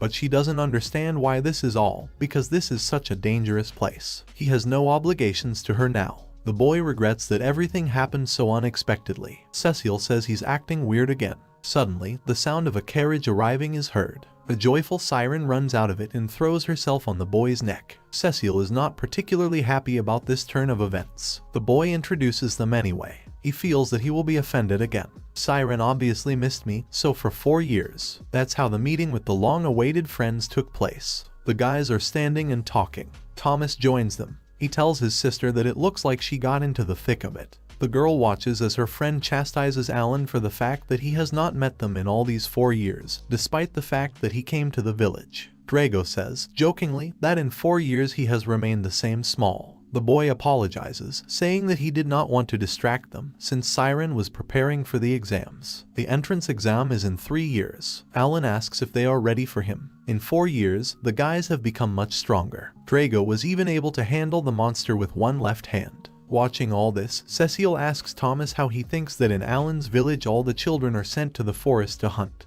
The boy says that the strongest survives there. Alan understands that it will not be difficult for them to pass fencing. And what about general knowledge? Siren looks away in embarrassment. The boy notices this. Without answering this question, she translates the topic, saying that she heard that Alan will also take the exam with them. The boy says that the decision was made only 3 months ago. It started as fast as it could. The girlfriend laughs and says if he is with them, then they are definitely not in danger. Drago always knew that his friends had talent. Alan apologizes for hiding it from them. Siren laughs and tells Drago that Alan did not just offend him almost to death. He says that his girlfriend almost lost to him before leaving. Alan tries to calm the two down and say that he wants to introduce someone to them. The boy represents the son and daughter of the Viscount Granville, their Grace his master, whom the boy has served for 4 years. Cecile says she is very glad to see them. She says that the words of the guys fly ahead of themselves. Alan notices that the girl has turned on the aristocrat. Thomas introduces himself as the girl's older brother. He says he is a second-year university student at the House of Lords. He asks the guys to take care of his sister. Siren is very pleased to meet the girl. She takes her by the hands and expresses all the delight of their meeting.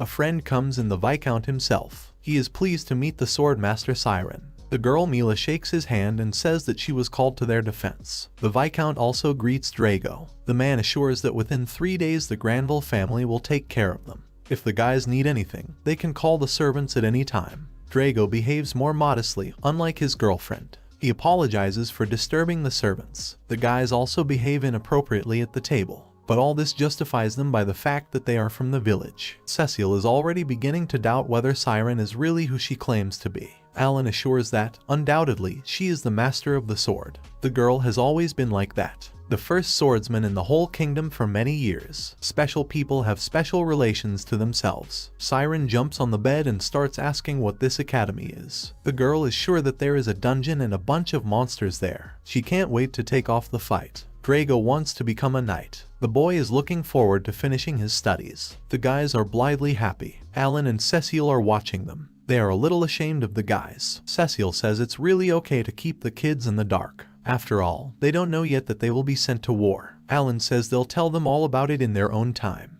In the meantime, he asks the girl to be patient. So, no matter how much they would like to become knights and marquises after graduating from the academy, one thing awaits everyone. Their time will come to pay their noble duty together with Cecile on the battlefield. Drago can't wait to get started. But since they're all going to study together, Alan wants everyone to at least be friends. 3 days pass. It's time to hit the road to the academy. Mother sends Cecile on the road. She asks her daughter to take care of herself. At this time, Thomas approaches Alan and asks him to listen to his last whim. He wants the boy to help his sister fight on the battlefield. Alan didn't expect Thomas to know all the details either. The boy says he read the story of the Demon Lord in the House of Lords. The rest of the students will find out about everything at the academy, so Alan should not tell anyone anything. Cecile has so much baggage that noticing this, the guys offer to help her. But the girl refuses. They say that everything is fine. The Viscount says the boy has good friends. The father also asked them to look after his daughter. In the same year, a sword master was born next to Alan,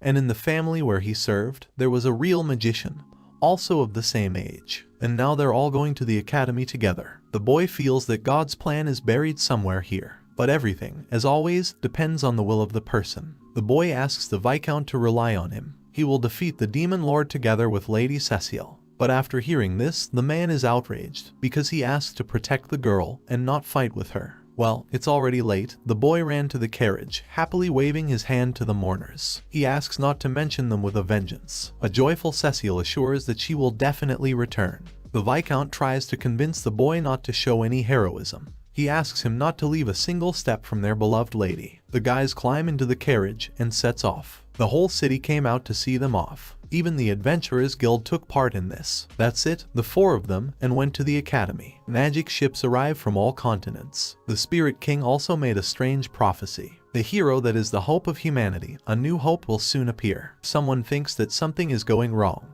One group of people is going to go by themselves and see this new hope. At this time, Alan and his friends are flying up to a huge city on an airship. This is a huge academic city of the Kingdom of Ladash. It was created specifically to train a soldier for the war with the Demon Lord. The guys are getting out of the ship. Drago can't believe they were flying through the sky in the same magical ships that dwarves make. In general, all magic tools in this world are made by dwarves. It seems that the academic city is well funded. That is why it is easy to live in the capital. When the guys get to the train station, there is a huge train waiting for them. The train itself looks like some kind of miracle. Alan approaches the employee and says they need to get to the academy. The boy is informed that one ticket costs 1 silver coin. Cecile is outraged by this price, as she believes that future students should have free travel. A little indignant, and then paying, the children get tickets. When they get on the train, and then it starts moving, they get a little scared. There are huge luxury buildings in the city with as many as 5 floors. Now it is clear why some call Granville a village. A message is coming from the loudspeakers that all applicants to the academy must come to the gate. A large number of people gather at the destination. As history says, 20,000 people come here every year. Cecile thinks this is an exaggeration, but still, there are a lot of talented people of the same age here. Siren wonders if there are really strong fighters among them that she could fight. 3 years, and they will go to the battlefield.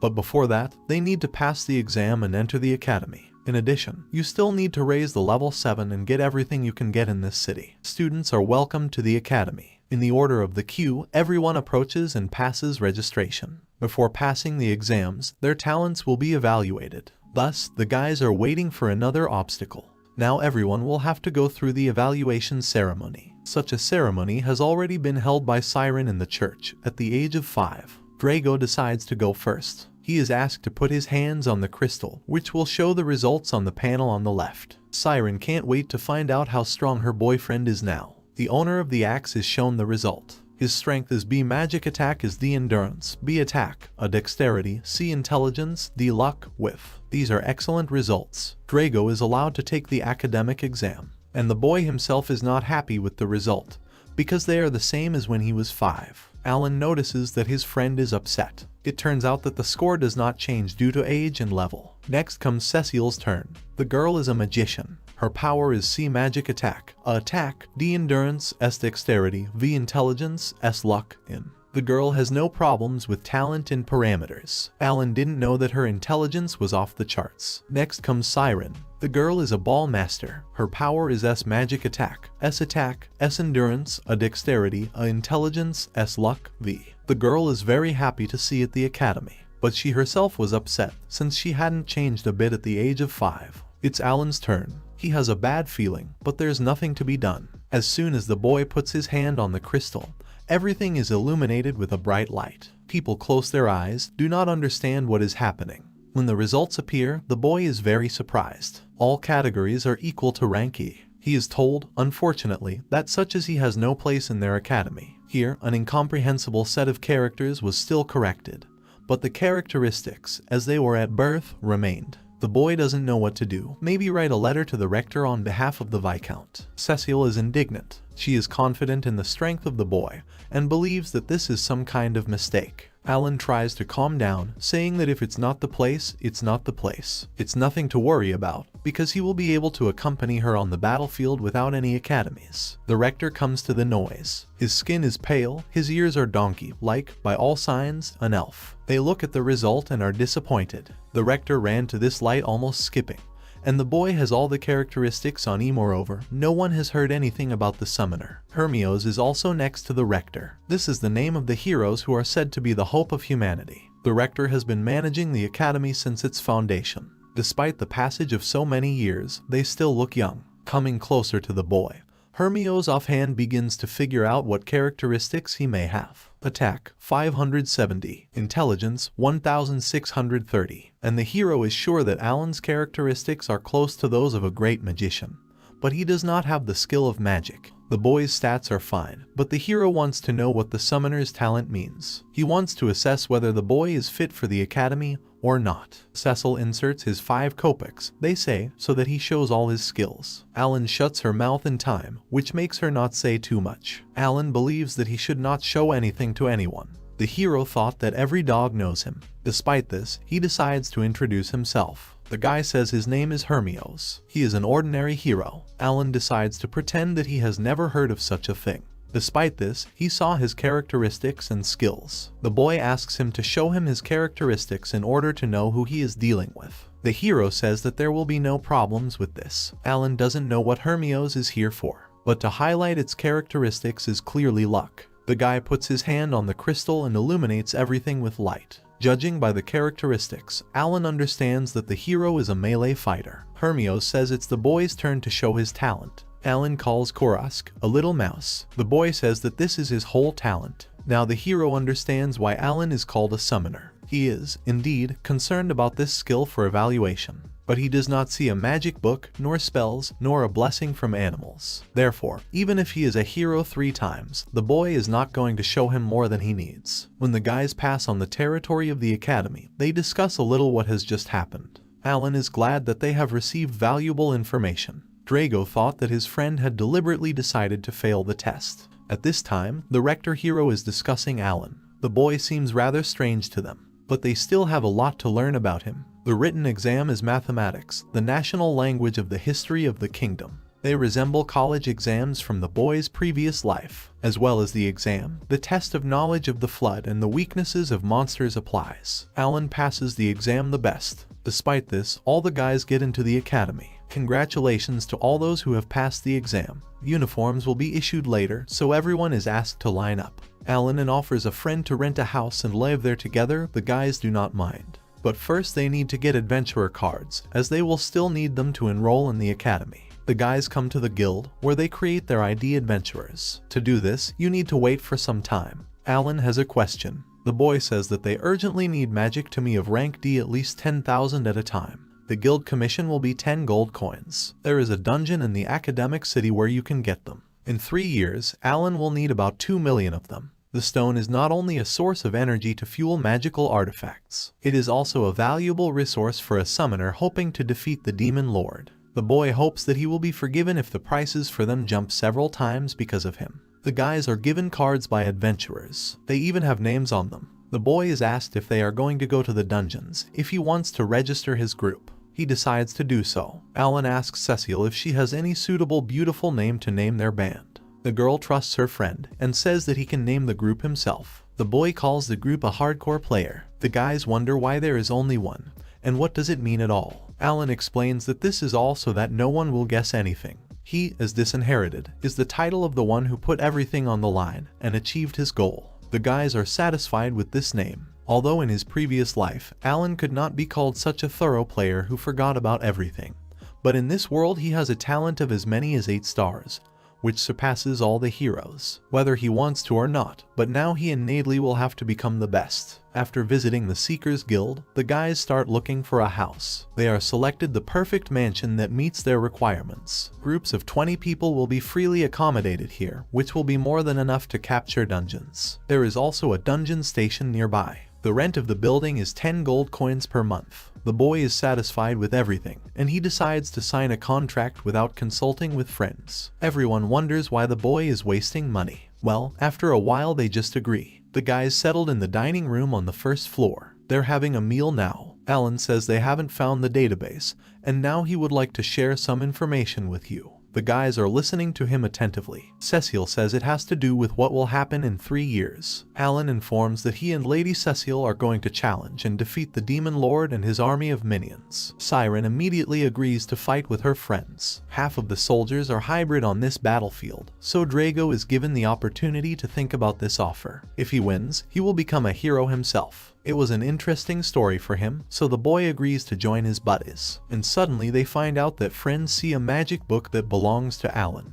And now the boy understands what it's like to become members of the same group here. Siren says Alan won't just go and fight the Demon Lord without some kind of plan.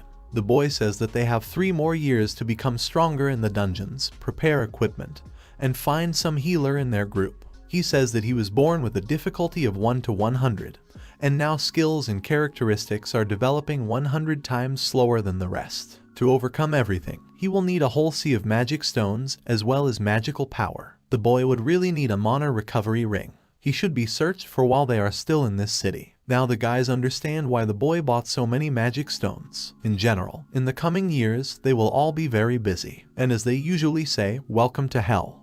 April is coming. The guys are going to the first grade for the first time. Dressed up in school uniforms, they proudly go to class. A total of 3,000 applicants were enrolled, who were divided into 100 classes of 30 people. Initially, there were about 20,000 applicants in total, so there was a major dropout of students. Before Alan, a picture emerges as if from the first grade of high school. A teacher comes into the classroom. His name is Cardiff. From this day he will be the class teacher of the guys for the next 3 years. He usually runs the Adventurers Guild in the royal capital. His special talent is swordsmanship, but this year he was sent to their class because they have a sword master with them. The children's eyes immediately fall on Siren. The girl feels a little awkward. Friends joke and rejoice that they are familiar with a walking celebrity. Alan draws attention to the fact that the guild cooperates with the Union of the 5 Continents. The teacher says that there are both serfs and commoners in their class, as well as several aristocrats. But at the academy, it doesn't matter who you are or who your ancestors are. From now on, no titling, only mutual respect. From now on, they are students of the academy. This is their title. Alan laughs at Lady Cecile. They say that now they are on equal terms. The boy also suggests that the girl switch to you. She does not appreciate this joke and begins to rub the boy's head. The girl trembles with such force that he has to apply endurance. At this time, all the students are looking at the couple. In any case, Cecile will have to put up with it, so she is asked to be friendly. Every day they have 4 classes 5 times a week. General knowledge is checked in the morning. And after lunch, they are divided into different groups for talent classes. Of course, there were no groups of summoners yet, so the homeroom teacher begged for the boy's release. Now Alan has the right to be a free listener in all courses. And finally, the long-awaited day off comes. The guys are going to challenge the Class C dungeon. The dungeon of this class includes minimal difficulty. There are monsters of ranks from E to C. There are as many as 10 such locations in the academic city. If you clear 3 such dungeons, rank B dungeons will be available. The minimum time spent there is 6 hours. There are 4 to 6 underground floors in the dungeon. Everyone is happy about the upcoming trip to the dungeon except Cecile. And in the Adventurers Guild, the guys are given a room at number 205. It is located on the 2nd floor. Cecile thought they would go underground. The girl does not understand anything at all, since the entrance to the caves looks more like a hotel. Thanks to Alan, the guys prepared well. All the equipment cost 150 gold coins. Cecile wonders where a friend has so much money. Did he really have a gold mine in his pocket there? The boy says that he still has about 200 coins left. The guys get to the right number. When they open the gates, everything starts to seem like some kind of nonsense to them. The room doesn't look like a cave at all. Some Rubik's cubes are flying in the air. The system says that it teleports the guys to a dungeon in another dimension. The children stand rooted to the spot and do not know how to react to this. From each room you can transfer to a separate dungeon. Participants from other groups are not allowed. All this reminds Alan of a separate server. This means that their own dungeon will be created for them on a separate server. The boy can now not be afraid that someone will see his animals. He has questions again. His friends are already used to his condition. The boy just got overexcited, and it will take at least half an hour. After the system answers all of Alan's questions, the system offers to send the guys to the dungeon. She asks hardcore gamers to do everything they can. A huge entrance to the dungeon opens in front of the guys. It's very spacious inside. The ceilings are quite high. It's hard to imagine how many generations of Masons guilds have worked here in full force. For Alan, it's all just a game convention. The boy can't wait to get started. To begin with, he launches birds for exploration. The place itself is mysterious. There are no windows or other light sources here, but it's still as bright as day. Alan warns that there will be a fork next. Using birds is a very convenient way for exploration. There are only low-rank monsters around, so the boy builds a route to catch them all. Alan notices that as soon as he became their bandmate, their status became available to him. Siren is armed with a large mithril sword. Drago is a mithril labrys, and Cecil is a wand of an ancient tree. The boy can admire this picture forever. The guys notice that he is staring at the book again. The boy warns Cecil the opponents are right at the front. The girl takes this information into account and launches a fireball. Thus, she kills one slug and gets 8 experience points. Cecil rejoices that she has defeated a demonic beast for the first time. She really likes to use magic skills. Alan also warns the other guys that they have skills that they can test. And it turns out they didn't even know they had special skills. The boy is surprised that the academy did not tell them this. Time cannot be wasted, therefore we need to go fight. Just in front of the guys there are 2 enemies on whom they can try out their new skills. It turns out to be an easy victory. There was not even a wet spot left of the opponents, only magic stones. Cecil feels her strength growing. She has already reached the 7th level. Because of this, mana is restored and the person becomes stronger. All 10 hours the group fought monsters, but another time they will be able to pick up where they left off. But Alan personally uses this dungeon in a different way and as many times as he wants. The boy comes to the dungeon alone and prepares his creatures for battle. He launched the summoned beasts into the dungeon and he went to lessons. For 1 floor per day, you can collect up to 200 magic stones. So, the more dungeons they capture, the better. Well, the guys need another 5 days to get to the finals. And finally, they reach the 6th floor. On the 6th floor there is a guest of the dungeon. It seems like it's just some kind of sleeping monster. In total, there is 1 monster of rank C, and his 10 wards of rank as Cecil has already seen the strength of her friend once. She doesn't need to show it a second time. Siren hasn't seen Alan's skills yet, so he's going to show them to his girlfriend. And 35,000 magic stones of rank D. The boy squeezes juices from 7,000 magic fruits, which enhance the skill by 6 points. Alan is going to show his friends the power of the summoned beasts. Having prepared himself, the boy approaches the opponent. The boss opens his eyes and immediately becomes furious. The old-fashioned way. Alan is first sent into battle by bears to deal with the boss's henchmen. Siren is delighted. The girl jumps on the bear and hugs him. Drago is attracted to Braun. The boy is interested in what is under his armor. For defeating the boss, the guys are given a reward. A treasure chest appears in front. Their first dungeon has been cleared. As a reward, the boy receives a steel sword. Alan is going to sell it at the first shop. After a while, the guys exchange the sword for 1 gold coin. Cecil doubts that this will even be enough for food. But she's wrong, the guys scored yummy. They discuss that dungeons appear every day, so they will turn the boss's subordination into a daily routine. Cecil offers to capture 3 different dungeons, but the boy refuses. The dungeons are such a beautiful place. All this is very convenient to use. The one who created the system of other dimensions was a real genius. Surprisingly, the guys do not feel any fatigue. The tests have been passed, and they feel satisfied because of it. They are also pleased with the growing numbers of characteristics. While the girls are eating, Drago no longer sees any difference between them. Alan had a premonition of a problem, but if they can enjoy the process, then that's great. May is coming. The homeroom teacher attracts the attention of students. He says that 3 months later, during the summer holidays, they will all have to capture the dungeon. Otherwise, they will be excluded. Conditions: capture a dungeon group of up to 8 people. It is impossible to attract those who do not study at the academy, and even high school students. This is a difficult task. Last year 20 students died while doing it.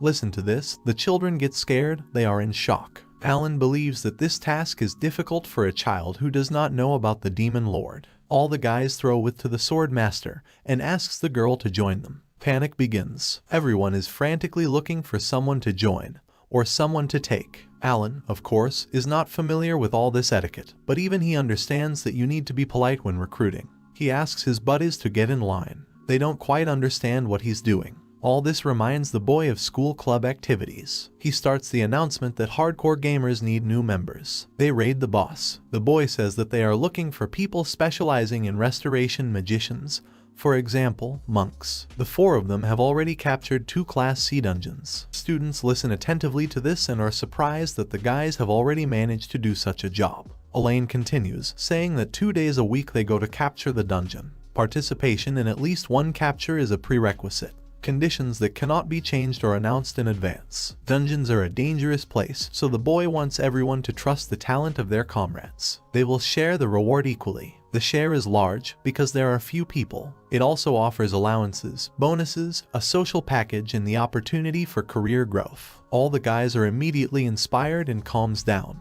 They ask the boy to give them a consultation. Everyone is delighted with him. Cecile is upset that no one wanted to join them. Is it because there are no monks among them? Lunch break begins. Students are sitting in the dining room and having a meal. And at this time, someone approaches Alan. The guy apologizes and explains that he is studying in the same class as the boy. He assures that he is a monk. The guy asks if they still need a healer in the group. Alan happily accepts the boy, inviting him to discuss everything at the dinner table. He thanks, but says he prefers not to eat at noon. It seems that he is not only a monk, but also an ascetic. Alan says they won't feel comfortable eating when the boy is looking at them. Therefore, he advises the boy to forget about his abstinence and go buy something delicious. Alan puts 2 silver coins in the monk's hand. Thus, a little later, the monk joins them for lunch. He asks how quickly you can earn money in the dungeon. Alan finds out, not that very quickly, but at the moment they have about 40-60 silver coins per brother in the dungeon. This is a very large sum for the boy, so when he hears this, he chokes on food.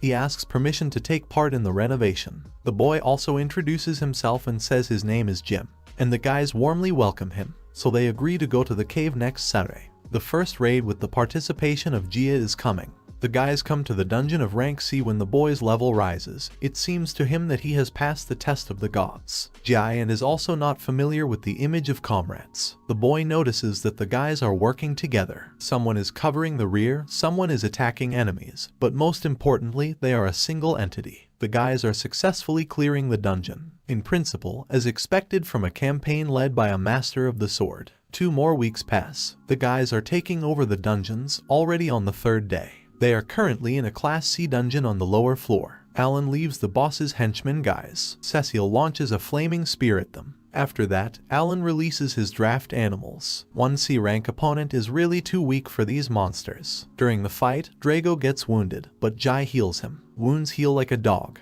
Alan asks at the academy if the boy managed to learn magic, but he says that before he came here, he treated the wounded in the church. He was paid 10 silver coins a day there. Alan thinks it's a decent job. Jai earned as much as a servant of a noble house. It took the monk 2 months to learn the skills. The guys will not be taught this until next year. When the guys are given a treasure chest for the defeated boss, Jia is greatly surprised and delighted. There they get the mithril butler. For him, Alan will get 15 gold coins. The guys divide the reward in half, 3 gold, and the 5th part of all magic stones. After clearing the dungeon, Jai asks the guys to join the group on a permanent basis. The guys are only too happy to take the guy in. Now they can see its characteristics as well. In addition, Alan says that they rent a house as a base. The boy offers the monk to live takeoff. Well, he coldly replies that he has a place to live without them. After that, the boy turns around and runs away. They say that they will not see each other tomorrow. Cecile says that another one without a clan and tribe.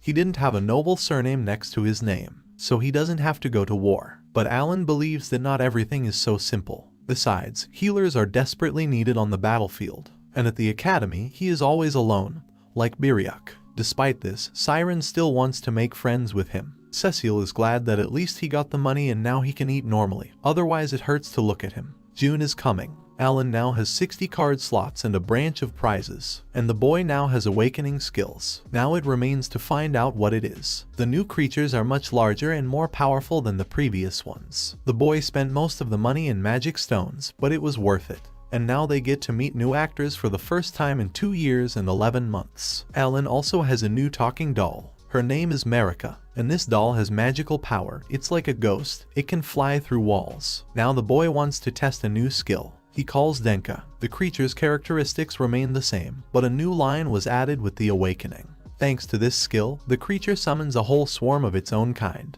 After that, Alan decides to test everyone's awakening skill. Yes, my boy is coming back with a new girlfriend. He introduces Marika to his friends and says that from now on she will live together. The doll girl says that she is pleased to meet mortals. The guys happily greets her. Alan is looking forward to using all the novelties in the dungeon. He can't wait for the next exit to the cave. 2 more days pass. Special guests have arrived at the academy today. They were invited to raise the morale of the students. These are Swordmaster Doberg from the Ladash Kingdom, Hero Hermios from the Jayamut Empire, and Swordmaster Sylvia from the Jayamut Empire. Ollie does not treat Georidum very well. This is all because their first meeting was not particularly pleasant. Suddenly Siren jumps up and asks Doberga how to make it so that she can finally start using the skills. The girl is told that the skills will be studied next year. I've said it repeatedly, but that's not what she wants to hear. Doberg asks her why she is interested in skills right now. The girl proudly replies that she wants to become stronger. If Alan can use them, so can she. The man asks who this boy is. The hero explains that this is one black-haired boy, about whom he spoke earlier. Doberg. There is a slight noise in the hall. The homeroom teacher asks everyone to keep quiet. The man says if someone wants to ask a question to one of the guests, now is the time. At this time, Doberg takes the sword and also gives the sword to the girl. He asks her to hit him. If she concentrates, she can use the skill. The man has been on the front line for 30 years, so Siren can learn something from him. The girl is going to use the skill cut, but then throws it away, saying that it is not a skill. After that, he asks to remove it with a skill. This has been repeated several times already. No matter how hard she tries, she doesn't succeed. Doberg asks if she wants to stop. If she spends a year, she can teach it. The girl says she can continue. The rest can only envy her willpower. Alan and Cecile can use skills, so she tries to catch up with friends. Other guests look at this, and the hero suggests to Alan to arrange a training fight. But the boy seems to have nothing else to do but do it. It's been like this for 8 hours. Siren does not give up. Alan is outraged. Does this grandfather really want to kill her because he was going to teach her? Already exhausted, the girl does not want to give up,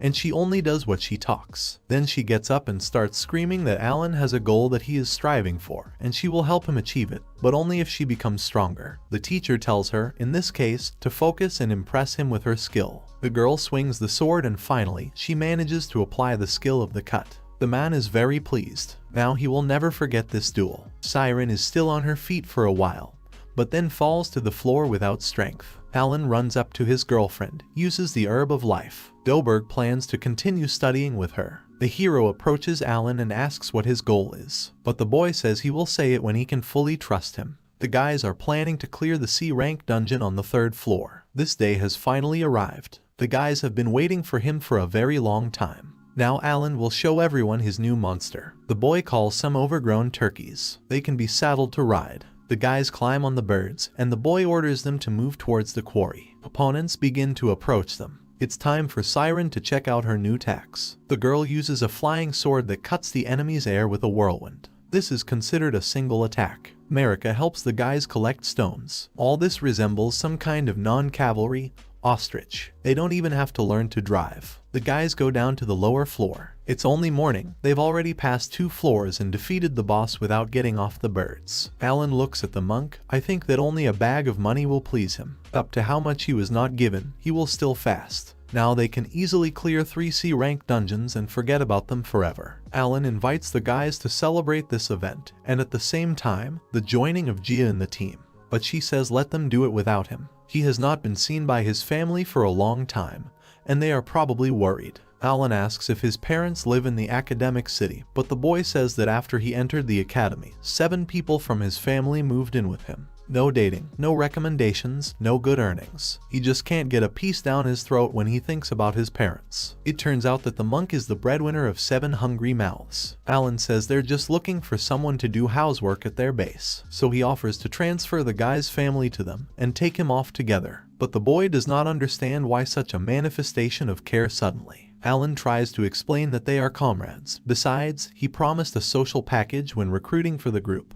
The boy begins to crumple. Suddenly, Cecile suggests the idea that if they divide the reward for the dungeons not into 5, it will be 6 equal parts. Additionally, the 6th part will go to the maintenance of their house and the payment of the boy's family. But in return, he will give Alan his share of magic stones. Jai asks why Alan. The girl explains that he needs these stones to level up. Siren has been giving him everything since childhood. Therefore, a monk should not think that this is some kind of charity or something like that. After a little thought, Jai agrees. The guys say they live near the station. They ask the boy to bring everyone, and then they arrange a welcome family party. After some time, Jai returns with his family members. All of them are young, most of them are even children. But it is not clear where their parents are. One girl appears first. Her name is Nina, and she is the younger sister of her brother Gia. The girl thanks the guys for inviting her today. When everyone sits down at the table, the guys raise a toast. Cecile advises the guests to eat and does not hurry, as they have plenty of food. Jai notes that this house is quite extensive. The boy asks Alan to address him less formally, since he is also his friend, like the rest of the guys. He agrees. Jai tells the story of being stripped of his title. Since then, he has been living with servants who have nowhere else to go. The picture is quite sad, but the boy was already used to the life of a commoner. However, his younger sister Nina has not quite settled in yet. The sister says to do everything possible to help them. Siren is quite easy to communicate. She doesn't care if a person is an aristocrat or a commoner. I prefer to communicate with everyone, and she's great at it. Alan explains to Nina that although he and Siren are now commoners, they were serfs until recently. Jai can hardly imagine that the boy was in someone's property. Drago adds that Alan has been told all this since childhood. The monk had previously wondered if Alan and Cecile were aristocrats. As it turned out, he was not mistaken about the girl. She says that it is not worth paying attention to them, since she is already used to everything, because with Siren it is impossible to do otherwise. This behavior is a little confusing for the boy. He asks where all 4 of them came from. Alan explains that they are all from the same small town, about which he has hardly heard anything. But when the boy says that they are from Naval, Jai is very surprised. It turns out that Cecile is Granville's daughter. The rest of the guys immediately ask Ms. Nina to hide behind their backs. For a while, Alan does not understand what is happening, why the friendly mood has changed abruptly to aggressive. The Jai are furious. He says that's how they decided to take care of his family. How dare they? They were the ones who destroyed the Carnal family. Cecile asks what the boy has to do with it. He replies that the former Viscount Carnal is his father. Drago asks if Alan did it. The boy admits that last year they had a territorial dispute with Carnal over the ownership of the Mithril mines. Jai shouts and says that the boy will not get off with words just like that. He has received news from the royal envoy. He asks what they did to them. Did he get away with it? Alan would never have thought that Jim was the son of Carnal. Carnal himself told them that he did not have talented children. His daughter passed the evaluation ceremony and turned out to be completely without talent to the delight of her father. But it turns out that he still had quite a talented son. After that, Granville radically dealt with an old enemy, at the same time taking away the vacant title of Viscount. Cecile understood everything now. The girl decides to explain everything herself, but she would like to talk to Jai alone. She asks if his companions can leave the room for a while. The boy fulfills her request and remains alone. He wants to know what happened. The girl begins the story. She says that his father, Carnal, sent the famous murderer Douglas to use him to take away the mithril ores. He kidnapped her and her friend Alan for the purpose of nefarious blackmail, and it was only thanks to Alan that she managed to escape. Her father contacted the king about the incident. Viscount Carnal and the persons involved in it were imprisoned. The title of Carnal was abolished. Possession was confiscated.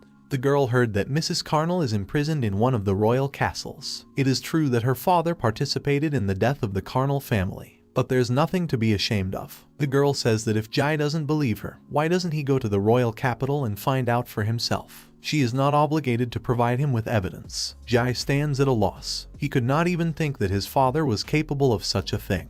Now the boy knows what really happened. Alan could not have thought that Carnal was a caring parent. Jai says that before he turned 5, he was well taken care of by servants. Everything changed after the evaluation ceremony. On that day, the boy saw his parents for the last time. He was separated from his family and sent to another city with several servants. He lived until recently. He did not receive an aristocratic education, and he was allocated a very meager allowance. But they sent a teacher when the boy turned 10. He was happy to learn that his father did not forget about him and took care to prepare him for the academy. So he realized that he was still a member of the Carnal family. But in October last year, his service was kicked out, money for accommodation stopped coming in, and the boy was thrown out of the house, and he didn't know what to think. Jai started working in the church, and soon Nina, who had lost her parents, came to him. At the end of the year, a royal envoy came to the boy, who said that the Grandel family organized the destruction of the Carnal house. But if the boy fights monsters, fulfills his noble duty for 5 years, instead of the required 3, all their sins will be redeemed. His Majesty the King will restore the house of Carnal with him at the head as the new lord. This is the whole story of the boy. He has not seen his talent for a very long time, but he has his own purpose, and even his family needed a place to call home. During these 5 years, he will do everything to clear their good name. Now Alan understands that a noble debt was also hung on Gia. The boy explains that the 4 of them will go to this war. The destination path is the same, so he offers to fulfill his duty together. Cecile says her brother died 3 months after he got to the front line. Behind the enraged monsters is someone who calls himself the Demon Lord, and they are getting stronger to defeat him. The boy calls the monk to take off and offers him to fight together. Here he says that he will use Alan for his own purposes. Well, the boy thinks that this is normal. Gia and should strive for the goal of Gia. The boy shouts that he doesn't care about their stupid demon lord. He only wants to become a nobleman again. Well, the guys suggest that he strive for nobility together. It doesn't matter who he was before the academy. It's more important that they have a friend now. Cecile says it looks like she will be the first of the Grandel family to live under the same roof with Carnal. Jai wants to say something. Tears are flowing from his eyes. Alan says that there is nothing to keep everything to yourself and fight alone. After that, he also says welcome Gia to them again. After that, the atmosphere changes to friendly and the guys have fun drinking hot tea, telling interesting stories to each other. The next day comes. Gia's family members apologize for their behavior yesterday. They also thank the guys for their support. A little boy doll flies out to them and welcomes new mortals. She seems very cute to everyone. Alan needs to find out whether the revival of the Cornell family is really true, and whether it is possible at all. In addition, the boy is interested in what is the interest of the messengers Somov in this. Sister Jai asks him if they are going to the dungeon again today. The girl's face shows that she is worried about her brother, but he assures her that everything will be fine because he is going there with his comrades.